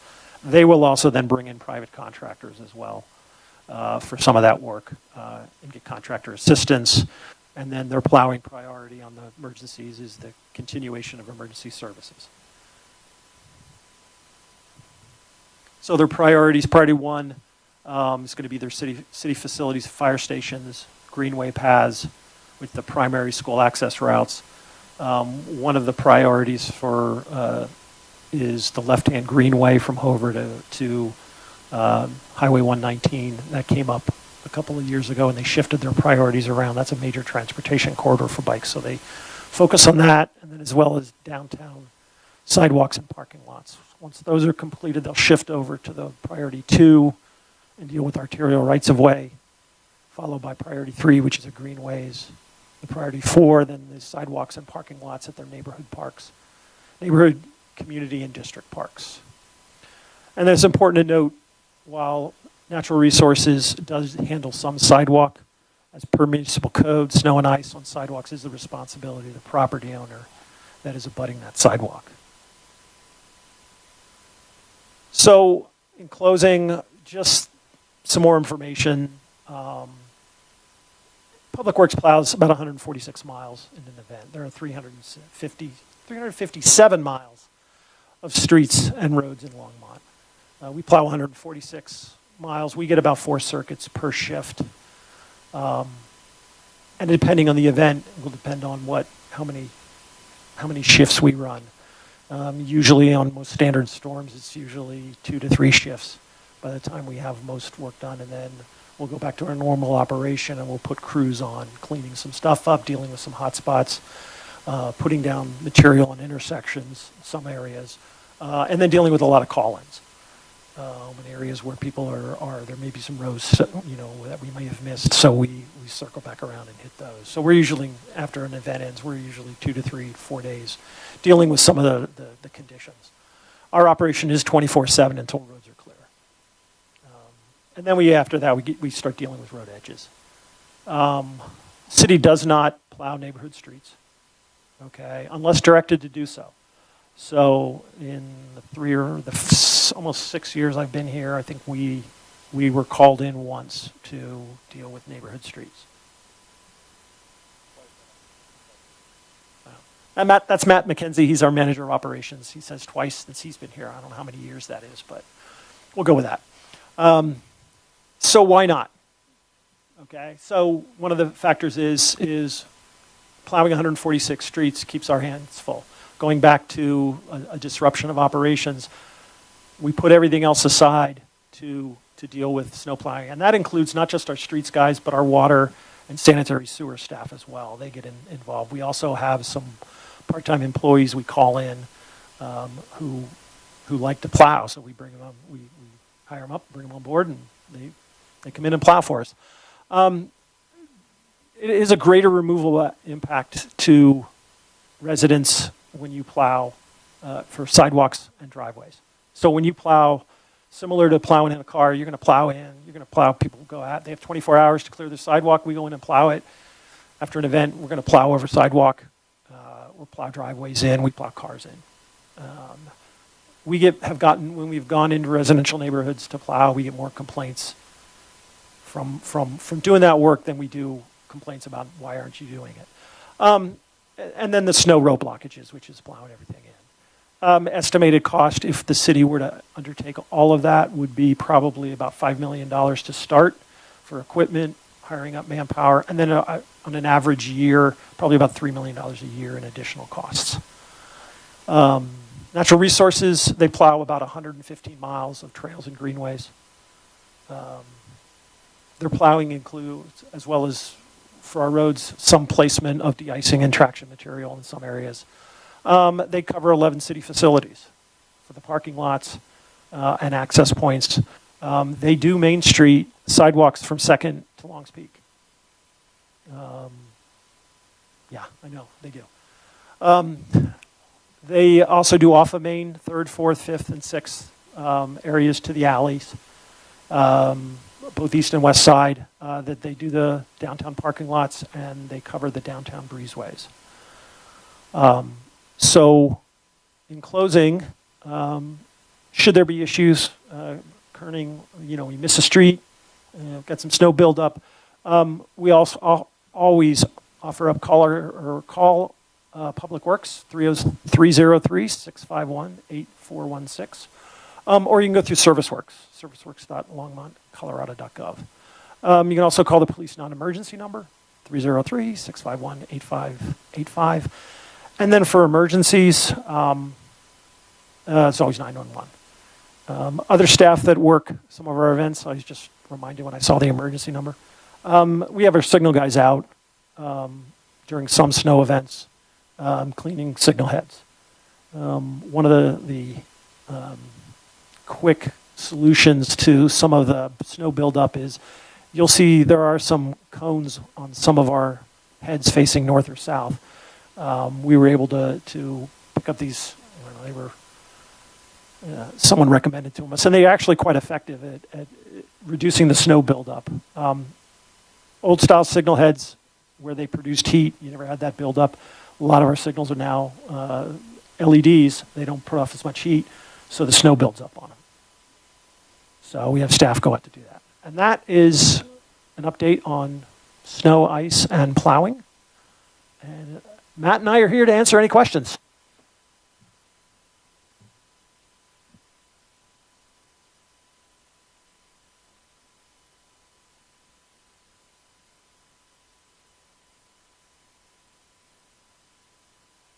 Presentation.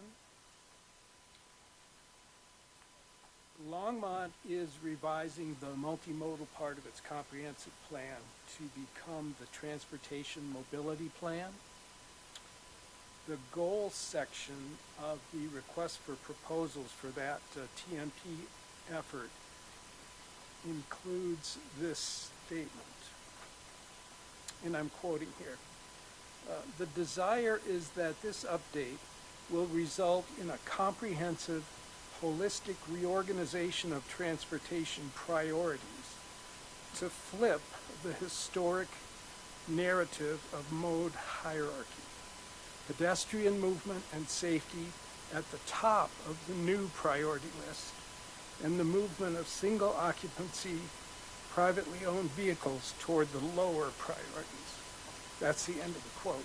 So, how do you envision snow and ice removal in Longmont evolving in response to that flipping of the mode hierarchy?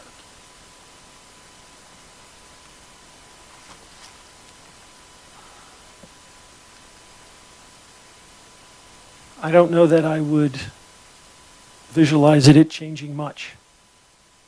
One of our first priorities is to maintain the transportation system for emergency services and emergency vehicles.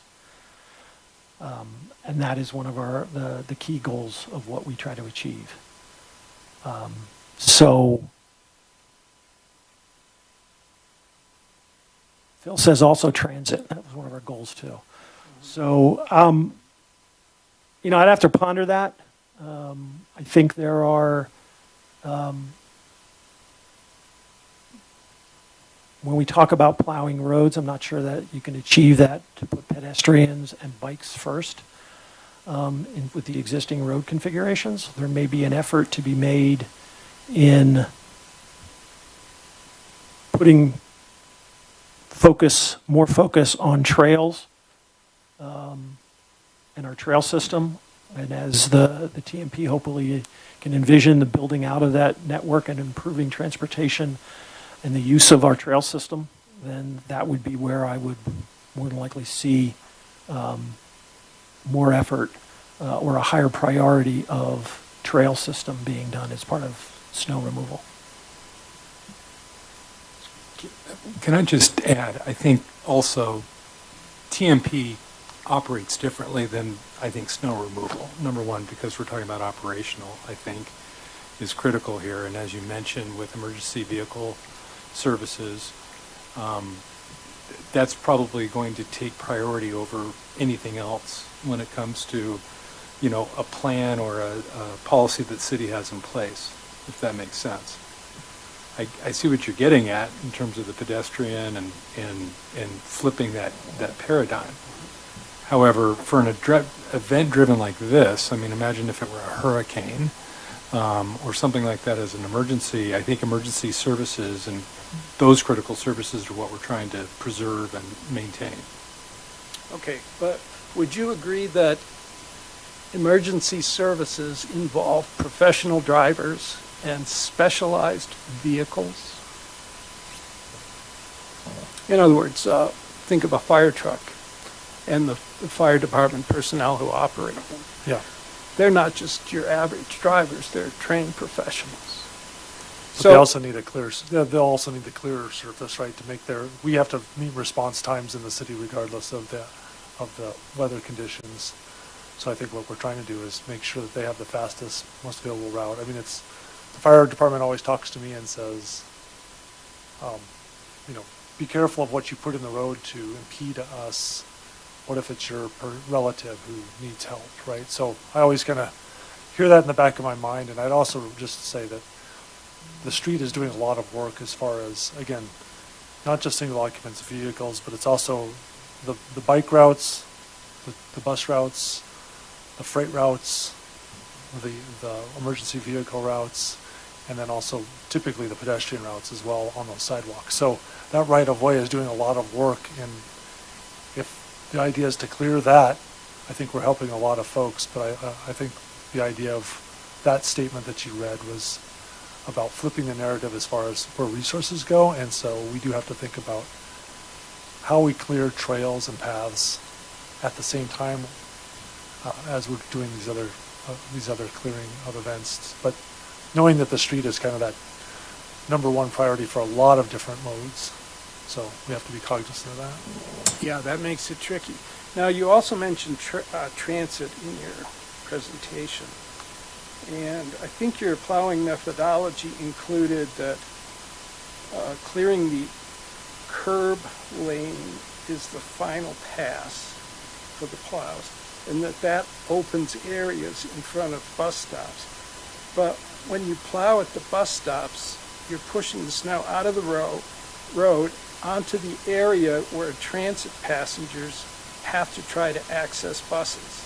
And just anecdotally, the reason I asked you to come here is that the bus stop that I use has, on several occasions in recent years, required me to climb over or somehow get through significant accumulations of snow that had been plowed there. So I'm wondering if the responsible balance could somehow, and in some places in Longmont where there are a lot of pedestrians, or where we'd want to see a lot of pedestrians, whether we might have one fewer pass of the snow plows and then redirect the resources saved to clearing places like transit boarding areas and those ADA ramps at intersections that get plowed in and then turn into ice. What do you think of that idea?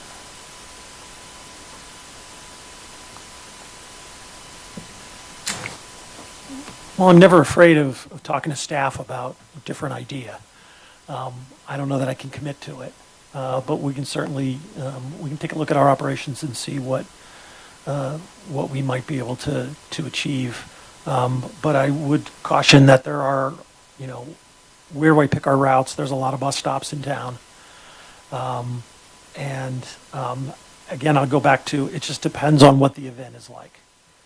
And at one point, we could pull off a team to start doing some cleanup at some of these smaller areas.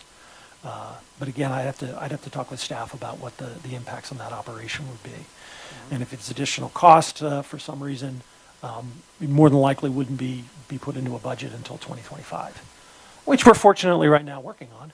Right, So, yeah. but I have to see. What We'll have to talk I about was it. suggesting was a reallocation rather than an additional budget. And a reallocation on something like that might require different equipment, might require more manpower, and that if they're out there trying to clear off smaller areas, they do be doing it by hand, or with, like I said, with smaller equipment, which we really don't have at the present time. Or we'd have to do contractor services similar to what Natural Resources does, because they have some smaller stuff. Right. Now, you mentioned that Natural Resources clears the sidewalks on Main Street.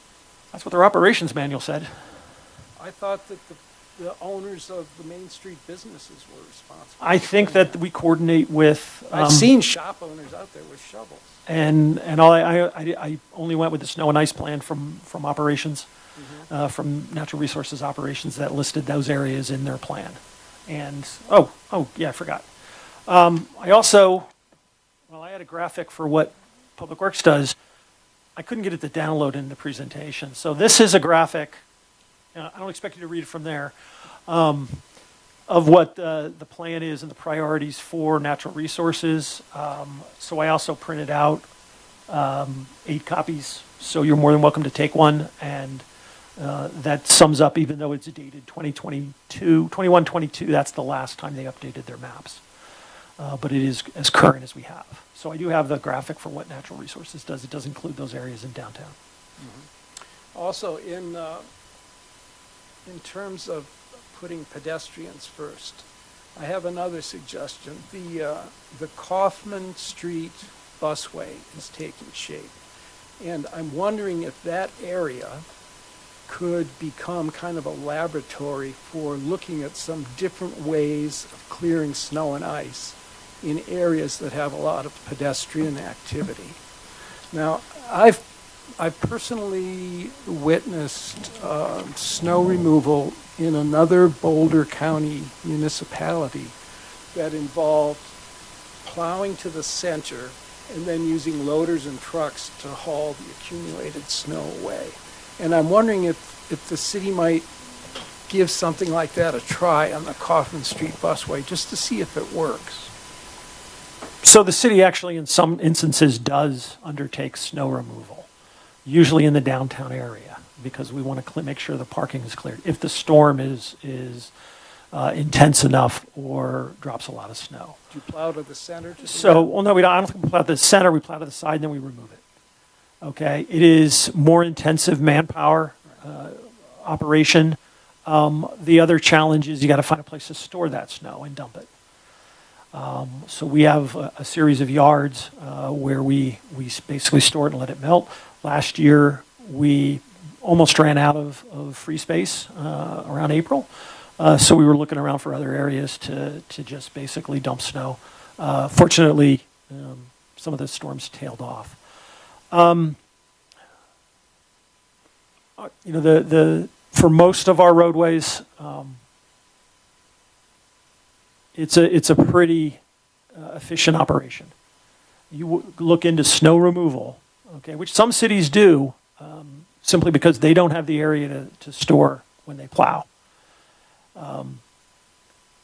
It would require more manpower, more equipment, because while ours is a moving operation, that is a much slower operation. So you need the right equipment, which is front-end loaders. You're going to have dump trucks to haul it away to continually move it. With the moving operation, we utilize, traffic continues to move.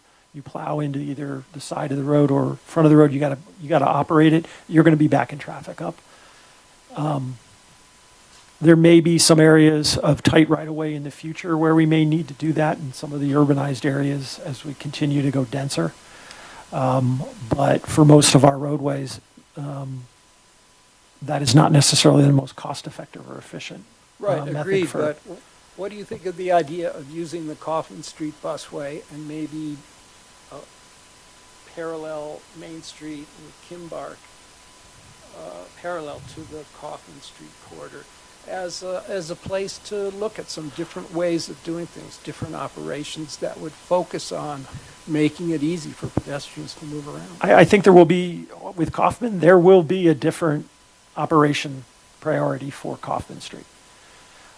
Simply because it's got the dual bike lane, it's got the bike lanes separated from the roadway, and then separated sidewalks. The plowing of the major roadway may continue, but there will need to be a different operation for the bike lanes, the bike paths, whatever you call them, and the sidewalks. What that would be, I don't know, but that's something we'll have to look at prior to opening of the roadway and be prepared for. So I'd anticipate that'll be a discussion in the coming budget cycle as we look ahead for operations of how we're going to achieve that. Great, thanks for your consideration.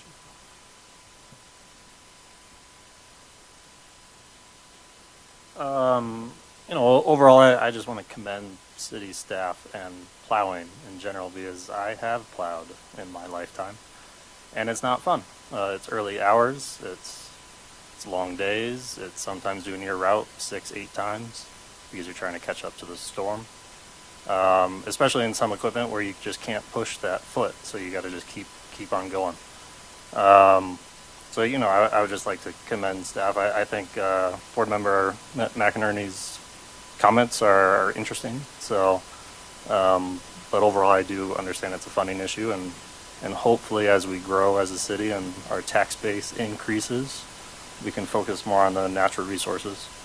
And then I would like to bring up one point is, and this is kind of a little bit of, disclosure. I do work in the downtown area.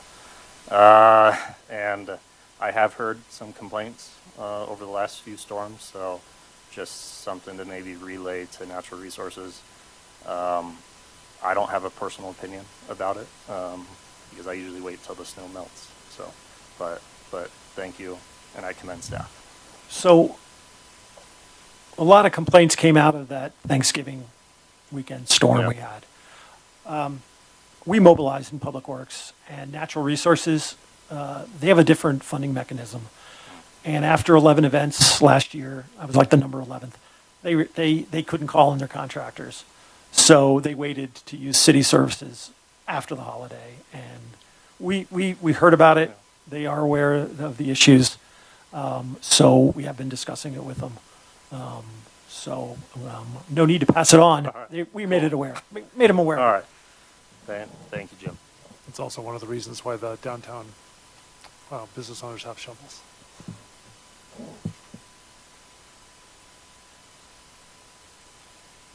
I have a few comments and questions. As a pedestrian and bicyclist year-round, I often encounter issues with the snow removal, and I appreciate that you have a very difficult job and you have to prioritize the fire lanes and the transit, but there isn't a large priority on other users, it doesn't feel like, and I think that's what board member McInerney was trying to get at, that accessibility for pedestrians and bicyclists is definitely a second priority and not even, maybe even considered at all. Like, a lot of the routes are never plowed at all and they become very, very icy, and I've encountered black ice. I've slipped on the black ice because even on the greenway, which is plowed, it's still never clear. So, I don't know, just another thought about the way that you clear some of those greenways would be kind of a new thought, because some of those areas, like, even if you plow it, it doesn't take it all the way, and then pedestrians and bicyclists don't melt the road like the same as a car would, because they don't have the same heat, and so that snow and ice can sit there for days or weeks, and it just becomes like a black ice basically spot, especially in the north areas which never get any sun.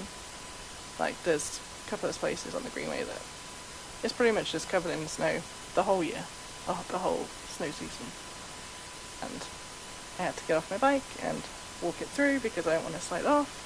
So there's definitely some spots that need a little bit more attention.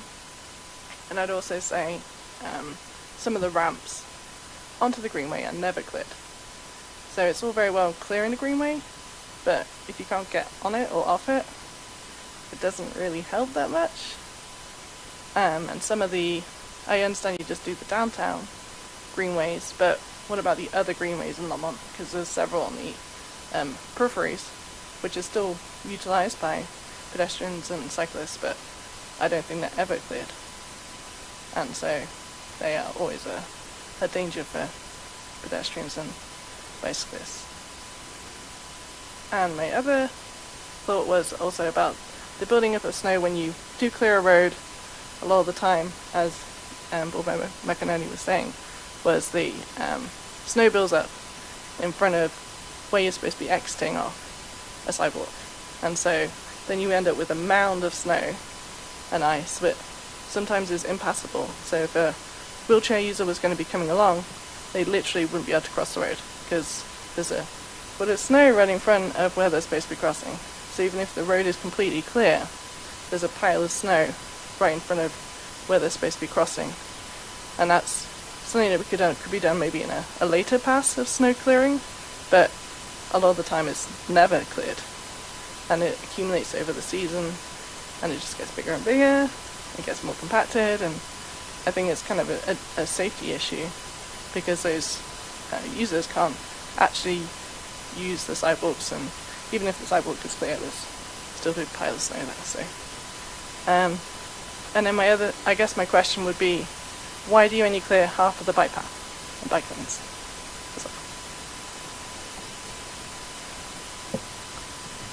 So,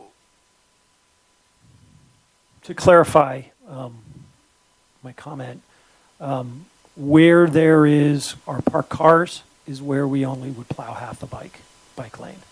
If there's no cars parked there, or it's like on 9th Avenue, just a standard bike lane adjacent to the road, we'll plow to the curb. But we'll plow half the bike lane should there be parking and cars actually in that lane.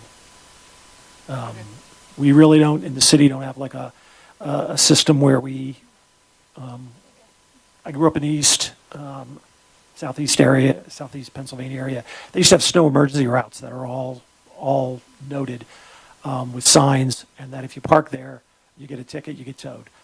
Longmont doesn't have that. So, should we do that? Could we look at that? Possibly, but Parking is always a very sensitive subject, even in a snowstorm and an emergency. That was the intention, is that we would only plow half the bike lane where there's a parked car, because we don't want to plow the car in. So what do you do when you have a bike lane that's right up against the curb? They plow to the curb line, pretty much. That's what I understand it. I'm going to have Matt come up and he can explain that. Yeah, a lot of the time it's not cleared. Like that's where the snow ends up sitting, is in the bike lane. Yeah, a lot of the time we get the snow that comes back from the sidewalks, they get cleared back into the bike lane. So it ends up trying to get that snow sidewalk and put it back in. It's just a lack of storage. Okay. That's maybe the case sometimes, but a lot of the places, like especially if there's a gap between like where the sidewalk ends and there's like maybe a grassy area, and then there's the road, there's still snow in the bike lane that's along the edge. Yeah, our instructions for the staff is to clear to the curb if there's no parked cars, so that's our intent, and that's what we try to do. Yeah, there's many a road that is not that way, unfortunately. And it makes it very dangerous for me to move around the city because I'm skidding and sliding on the ice and on my bike. Yeah, we'll So- make note. We go out and check afterwards, check the storms, check bike lanes. So our supervisors do go out during events and after events to make sure that we're doing our job adequately. If you identify places, what I encourage you to do is call Public Works or send us an email on Service Works. Let us know where those are at. Okay, I think you all have my contact information. I get calls and emails from council about hotspots throughout. Matt had to deal with one just a week ago over in Prospect. So if you see them, identify them. If you don't want to do Service Works, you can pop me an email or call the office, and we'll take a look at it and we'll get it fixed. Okay, I can definitely do that. I have submitted it to Service Works before, and sometimes it's addressed, and sometimes it's not addressed. So Matt doesn't know this yet, but starting this in January, I will get all the transportation service requests in a spreadsheet to follow up. And if I see some that aren't addressed, we'll get them fixed. Okay. So I know you do the downtown sidewalks, but what about like after like you've done the initial removal? What about like the other city, like down Hoover and some of those other places that are still used quite heavily by pedestrians, but are not like directly in downtown? So some of the arterial rights-of-way are undertaken by natural resources, and that you grab a map, take a look at it. It's got a guide on it, key on it. Some of those areas are still the responsibility of the adjacent property owners. Not all of them are done by natural resources. We always have a challenge in front of schools. The Catholic school across the street does a fantastic job. Got to tell you, they go out there and they're done real quick. Some of the other schools are not on some of the collectors. So, again, natural resources is usually lagging a little bit. Like I said, our guys are out in the middle of a storm. They'll wait sometimes till after an event when things start moving again, and they play catch up. So that's their operations. It's worked for them. Might not always be the best from a customer service perspective for trying to move, on a bike around the city. So I don't necessarily have an answer about how we can improve that, other than talking to them about priorities and seeing what we can move up. Again, it's going to be for them a funding mechanism. Streets fund, 3/4 cent sales tax funds almost all of our operations in Public Works. Natural resources has got to compete with the general fund, and usually they lose. So just so you're aware of politics in the city. Sorry, I'm not trying to like be really complaining, but it's just, No. it's just, I mean, I have fallen down and fallen on the black ice. I understand, so and it's just not very. like I said, we plow 146 miles. There are 357 miles in the city of Longmont that we have to maintain. So we don't have eyes everywhere. We do the best we can with it, and we encourage residents to tell us about those issues and problems on any level, whether it's snow, whether it's ice, whether it's potholes. whether it's drainage problems. If we aren't made aware of them through our regular driving through the city and patrols, then we won't know to fix them. So I encourage everybody to try to use ServiceWorks because we keep those there in an email form, and we keep it as a record. So we'll know if and then we can always track to see if our staff has addressed those adequately. Okay, so in submitting requests to ServiceWorks, they're not always addressed and then it's just closed. Well, I can't speak to what's happened in the past. I can only commit to trying to do a better job in the future. Okay, yeah. I'm honestly not trying to be like super complaining, but like because the city's trying to move towards multimodal, and I mean we have to consider pedestrians and bicyclists as well as cars. So, and yeah, okay, thank you.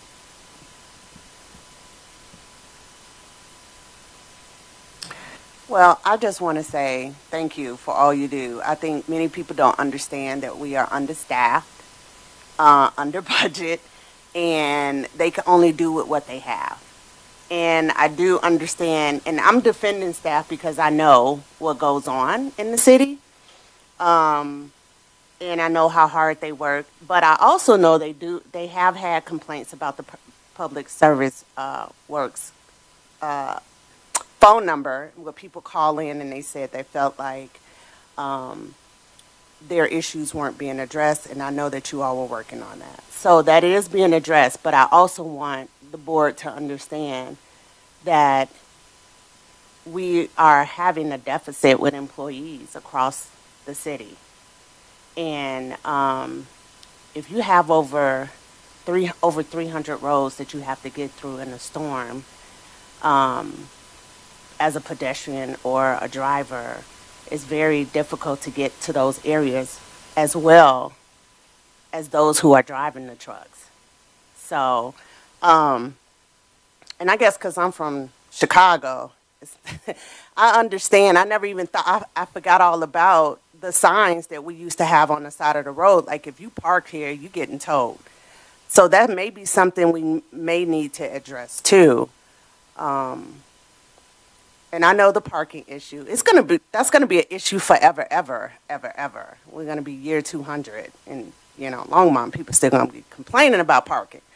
But those are some of the things that maybe we can address, putting up signs in certain areas, especially where pedestrians and bikers, bike, to make sure that they have a pathway where there are restrictions for the drivers, the plowers to plow because the people are parked there. But I will say, my own experience, because I walk every day, that's just something I do, and I rent in an area where we have a HOA, and it's horrible. But I'll make sure I get to the greenway or the trails, and I can walk. And I get my walk in on the trails and not get it on the sidewalk because I'm scared I'm going to fall. So I just think it just depends on what area of the town you live in and what they're able to do, when they're able to do it. Maybe I went out after they did it, I don't know. But, I mean, people were jogging out there, and, I mean, they had whatever, they were half frozen, beards were frozen. I was like, really? But they were jogging out there. So I just want to say that I understand the frustration for those who bike and for those pedestrian, and we are trying to be more pedestrian friendly, and I do understand that, but we also have to understand the staff and the challenges that they have and the barriers that they have. But I do agree with the line when someone calls, we need to some kind of way let them know that it has been resolved, or we're sending someone out there, not just close the account, because I myself has heard that complaint. But I know you all are out there doing the work, so I appreciate everything that you do. Thank you.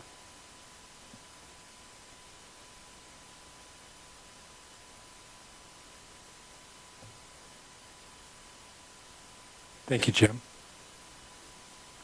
Thank you, too. Matt?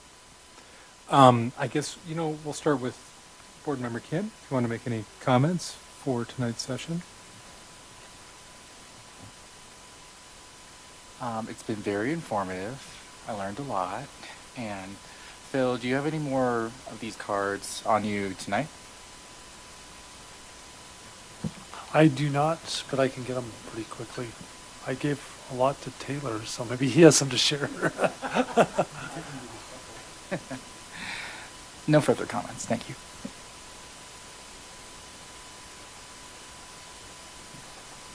It was a great meeting. I appreciate the information about Northwest Rail and also the city's snow and ice update. So thanks very much to staff. I asked all my questions during those two presentations, so nothing further.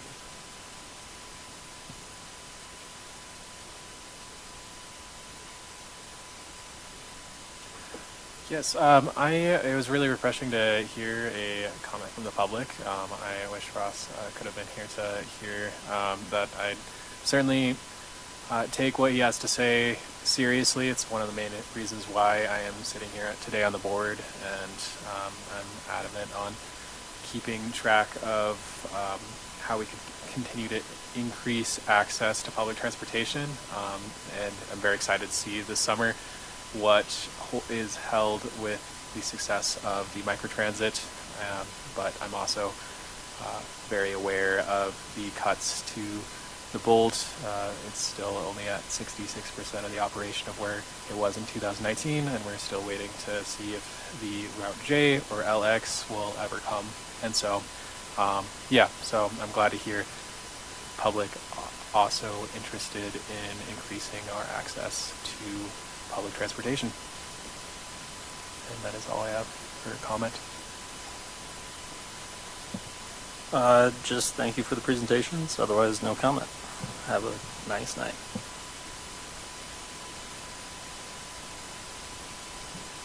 I know I did a lot of complaining, but I'm really just trying to increase awareness of all the various issues. I totally appreciate that you do a very difficult job and with limited funds, and I do appreciate that Longmont even has this ability to listen to comments from its citizens, which I super appreciate. And I really I agreed a lot with the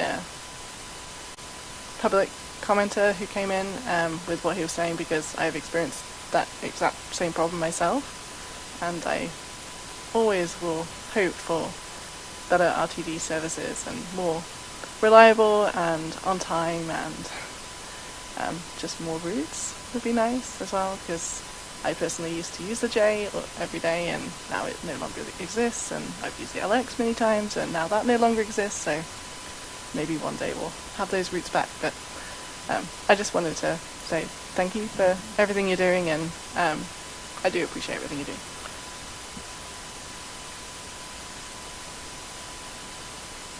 Okay.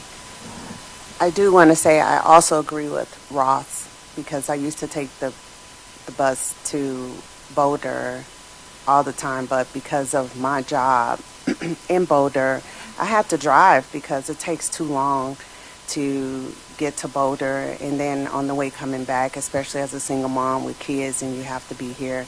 And I do know that I used to be very fearful of my son. He used to go to school at Fairview in Boulder, and then take the bus back to Longmont, and when he would get done with football practice and everything, he would have to walk so far, because we used to live by Pace and 3rd in that area, and so he would have to walk to get from the nearest bus stop to get home at night. And being a black male, and he would walk in the door and he would have his hoodie on, and I would be furious. And he has the right to wear a hoodie, but we all know that black men in America that wear a hoodie are targets. And I'm not saying our police department are like that, but it's still, you never know what can happen with neighbors or in the neighborhood. So I was very fearful of my son walking through the neighborhood at night because getting off the bus from wherever could get off the bus and walk through neighborhoods was very dangerous for me as a mom.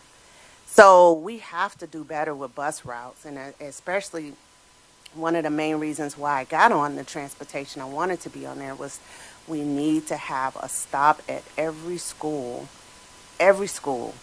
because again, as a single mom, my daughter will be at Altona at the middle school, and she will be after school and with activities, and I work in Boulder and then have to hurry up and come home, and she's sitting out on the curb waiting on me. That's scary. Same thing when she was at Niwot.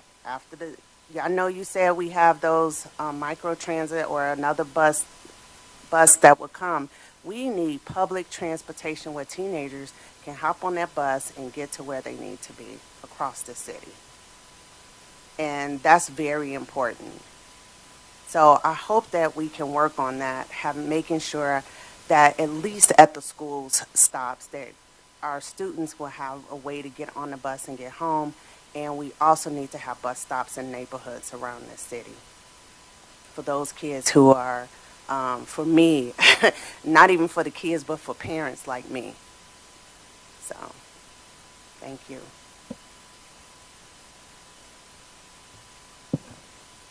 Just want to reiterate, thanks for all the information tonight and all the comments from the board. I think it all, as we all know, is a balancing act. And Jim, I know you're spinning a lot of plates different parts of the year, whether it's budget, whether it's a weather event, it's always a challenge. And I would concur with creating more equity as it relates to public transportation. And I know, again, that's a challenge because we have RTT that we have to deal with. And we can't take on that, obviously, because of the economics of it. So I think we just keep pushing up this rock up the hill as we go along with it. So thank everybody for their comments. And again, staff and all the work that you do. So we'll go ahead and if I can get a motion to close. Next. Sorry, items for next. Yeah, real quickly, we've mentioned a number of items coming up in the next couple months, but next month specifically is the US 287 Vision Zero Safety and Mobility Study recommendations from Boulder County. So they'll be coming next month for their input, and I think that on top of micro-mobility, we'll have a quick update for you for micro-transit. So in March, those will be the two items that we have planned right now. Okay, then I'll move. Motion to adjourn.